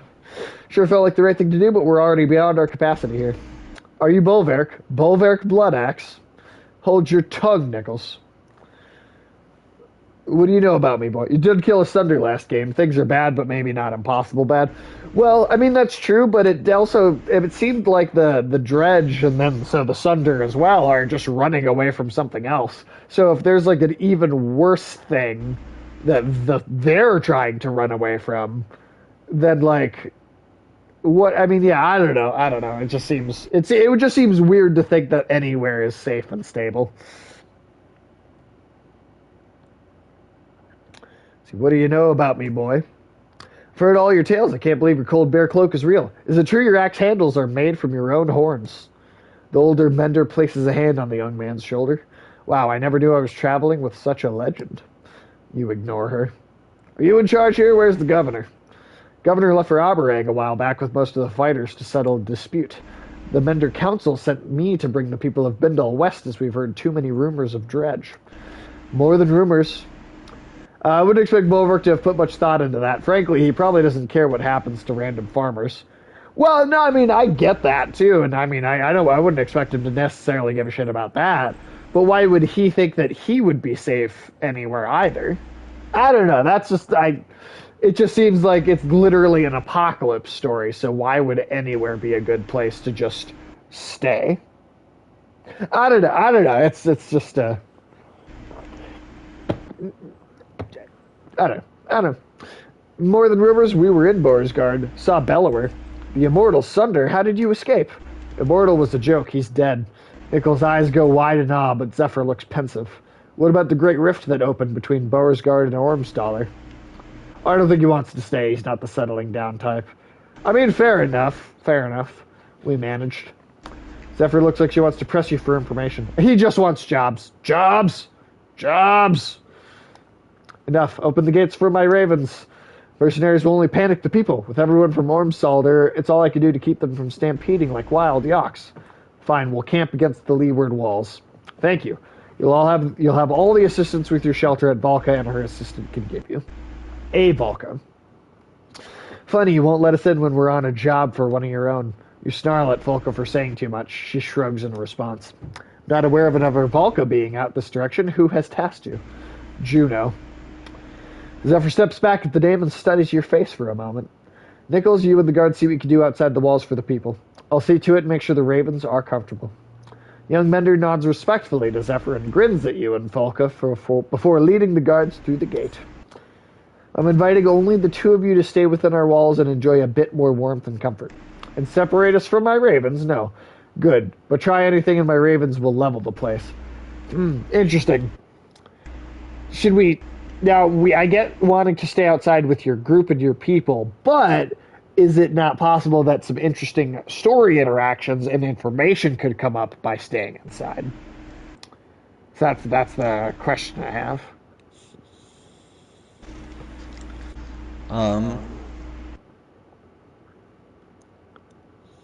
The way I viewed it as you sleep with your men, as them being safer and being in there as Right. potentially getting intrigue, but Yeah, we'll stay with our people.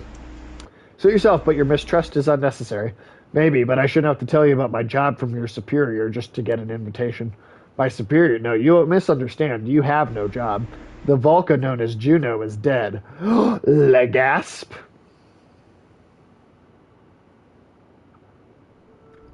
Legasp? What? Well, we did...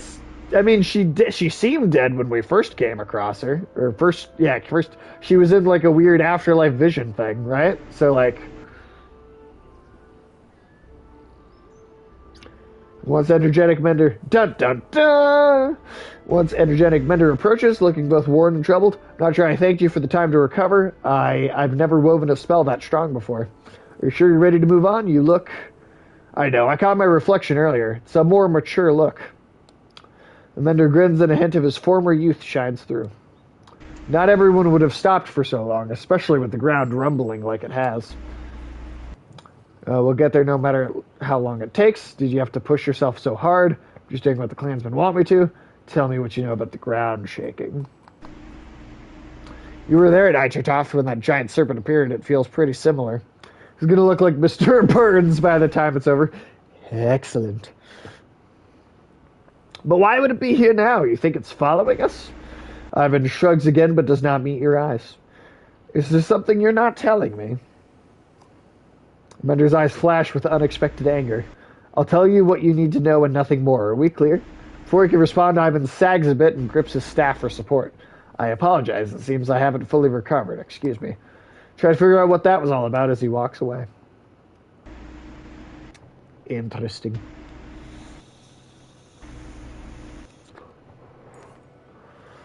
Game trail. One of a few gathered hunters says, looking at a beaten path of grass. No telling what we might find down it, but it'll fill some stomachs.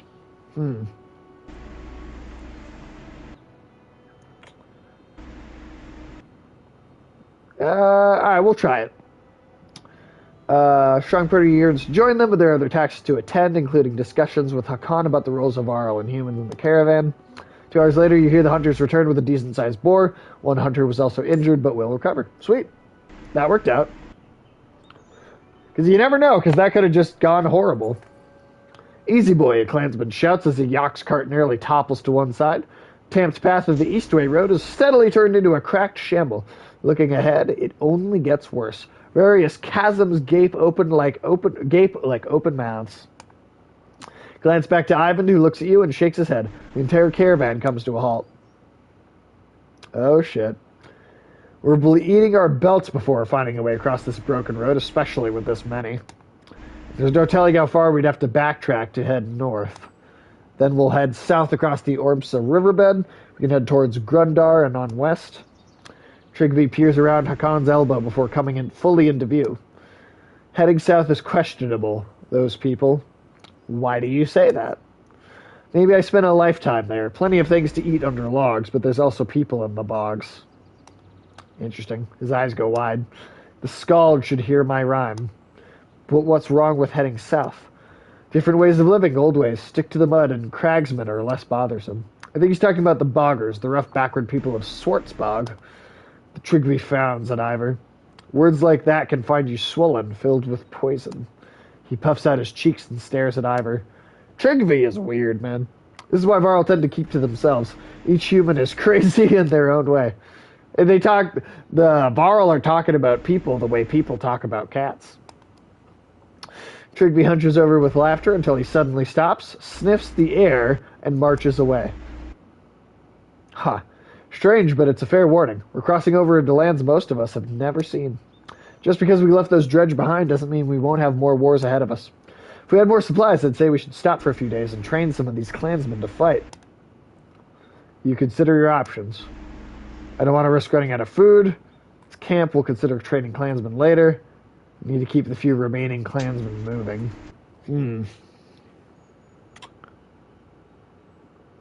Yeah, what? Interesting. Tim, what do you think? What do you think? For this one, I see an argument for all three options. I see a good argument for all three. I did the I don't want to risk running out of food. Yeah, because that's an issue lately. Are you sure? I know the food is scarce, but if we're killed in a fight, full carts won't help us. Yeah. Yeah, no. Food's scarce. Food's scarce. Hakan looks at Ivor, who just shrugs. You prepare to turn the caravan south.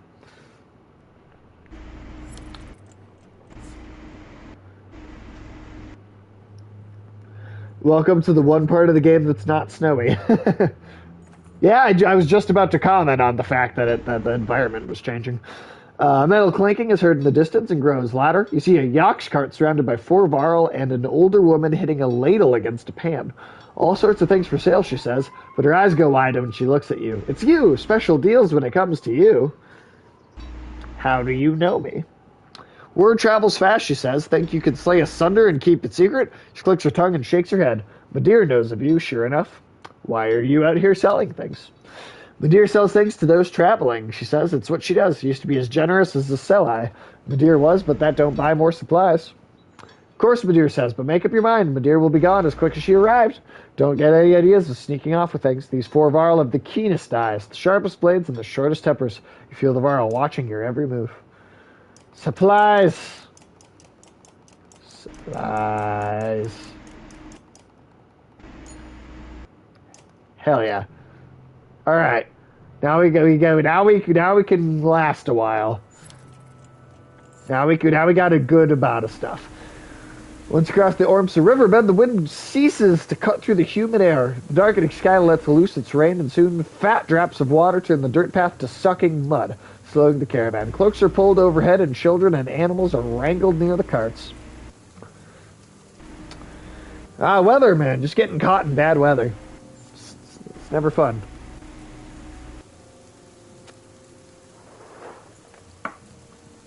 I was hoping to avoid visiting this part of the kingdom for at least a few more years, Prince Ludin says. At least others have had the sense to abandon this cesspool. As arrogant as he sounds, he's right. There are very few signs of life around you, yet you still feel like you're being watched. The lowing of the usually quiet yaks indicates the beast's difficulty pulling the carts. You're up to your knees in it when a scout comes to you. Found some stone markers that led us to a few paths of solid ground over there. He points while shouting over the yaks. Uneven and bumpy, but easier than this. This place is basically Florida. Are there old people just getting eaten by alligators? Because that would make it even more fun. Stone markers? Yeah, the man says, don't look natural. Don't look like much of anything else either. Just some stones marking a path through this place. It's all I can figure. You would ask Trigby, but he's nowhere around. Probably out gathering mushrooms. Ha.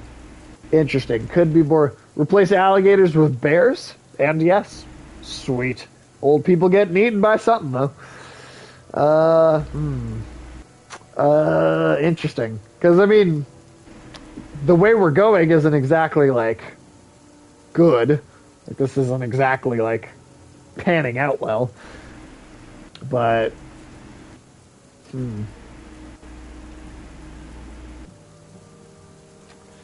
I'm gonna take a chance. Man looks surprised but shrugs it off. The train continues and the caravan struggles to keep moving. We'll try. We'll try. Someone's son is missing, Ivor says, motioning to a crowd, shouting a boy's name. Man with bleary eyes looks at you and says, he's my only son. He treats his white goat like his best friend. It must have wandered off and he's out there looking for it. The man looks across the rainy bog. I've got to find my boy. Massacred my boy. Man, I mean, if you caught it, Trigby actually advised you to stick to mud early. Oh shit, I didn't realize. I mean, it's one fucking kid. I mean, are we really gonna stop and, I mean...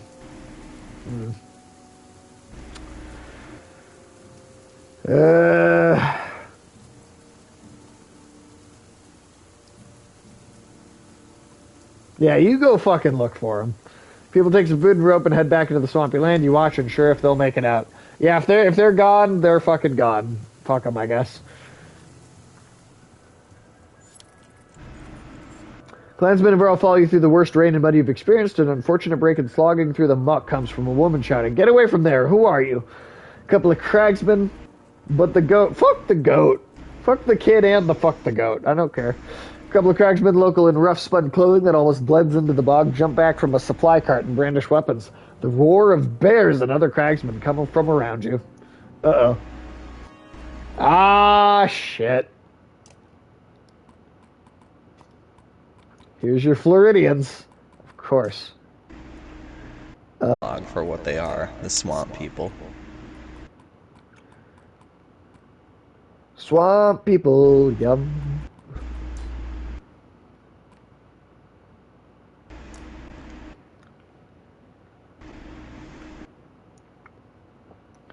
Alright, well, let's see how this goes. I like that we're fighting just...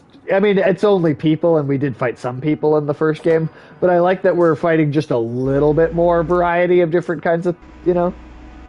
Like, it's not always Dredge. Like, every fight isn't Dredge. I don't know, just cool to change it up a little bit more. And I assume we'll end up fighting some horse people at some point, too, so...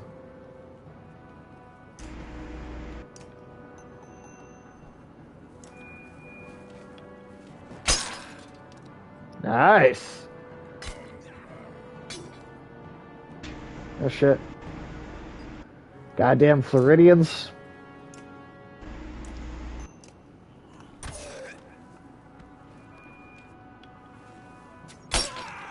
2 might have the most enemy variety. Okay. Sweet. That's awesome. Oh shit, I walked into that, didn't I? Oh shit. Bruh.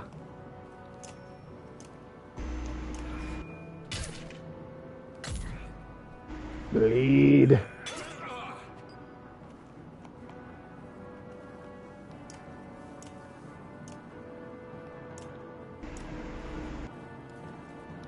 I want to... There we go.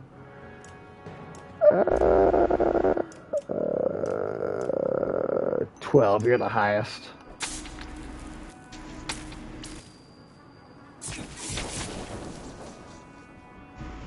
Oh shit, I forgot that did the... Right, okay. Alright, I forgot that could do that.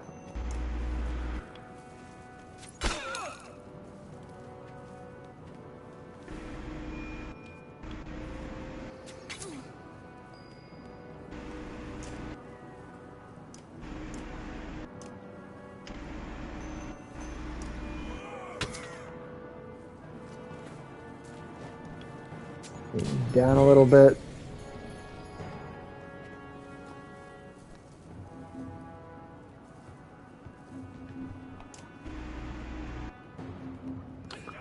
Damn, why did Ivor start so far away?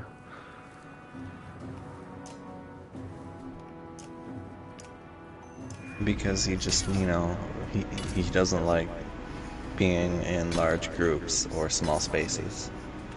I mean, I guess that's fair. Like Storm from X-Men. Yeah. Doesn't do well with group situations. Well, I guess with her, in her case, it's just specifically small spaces because she's claustrophobic, but she actually does great in group situations considering she's part of the X-Men. True. So half of that is like Storm. I've got X-Men on the brain lately. I've been playing the shit out of X-Men Legends. Well, I finished X-Men Legends 1 and I've started 2 now. And yeah, damn, 2 really is a fucking great fucking improvement over the first one. The 2 is way, it's just got way more to it.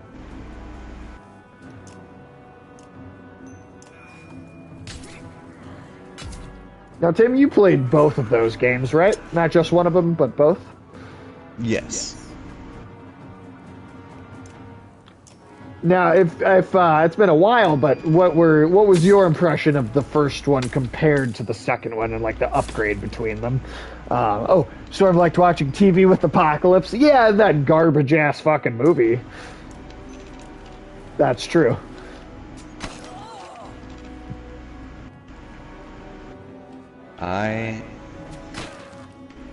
I thought it was kind of like, not like a day and night, but it was a significant improvement that I was really happy that they put the effort into.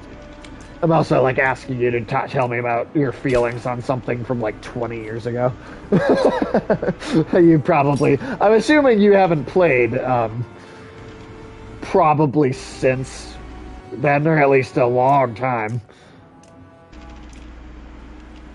Yeah, it's been a good long while. Now, did you play, what are your feelings of the bombing of the USS Cole? Wait, what? I might just be inebriated, and so that's why I don't immediately understand. But if that's always from that's always from 25 years ago. Yeah. Not quite close enough. Now, Tim, did you also play the Ultimate Alliance games? Any of them? The first one. Okay, because the first one was still made by the same developers as X-Men Legends. I mean, I would kind of consider Ultimate Alliance the third game in that series. And then the other 2 Ultimate Alliance games are kind of more their own thing. Each of them from the rest of the series and from each other. But damn it, I want an X-Men Legends 3.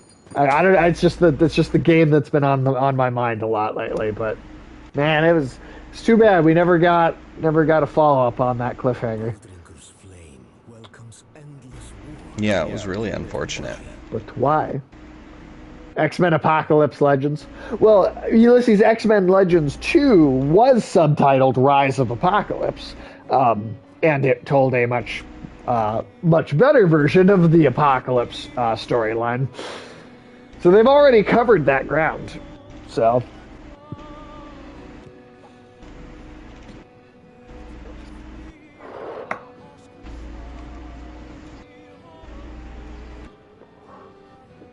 No. Oh shit, that's empty. Damn, alright.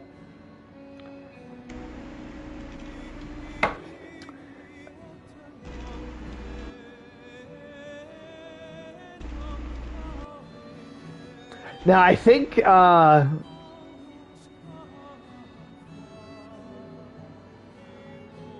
it's okay. So it's I actually think this I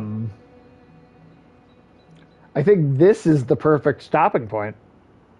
Or should I click on this first and then make a camp right after, or what do you think? I feel like this. You can make a camp right after. All right, we'll just do that then.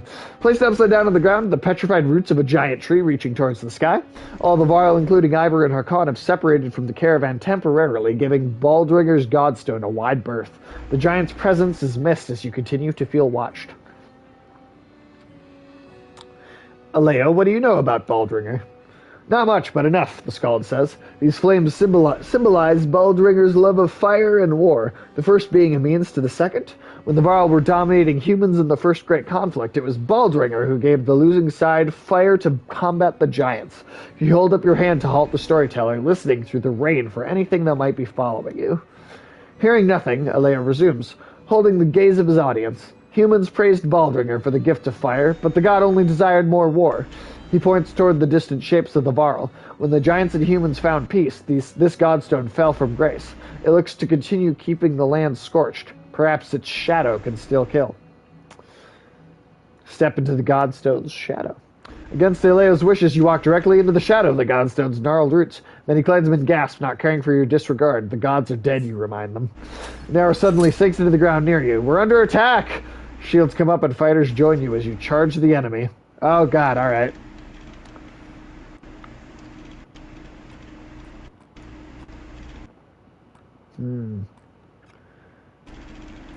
Alright, this is where we're going to stop and we'll open up with the fight next time. That's what we're going to do. Well, Tim, all right. Well, Tim, thank you as always for being an awesome co-host. Ulysses, I appreciate you coming and hanging out. Let's see. Let's see who is streaming right now.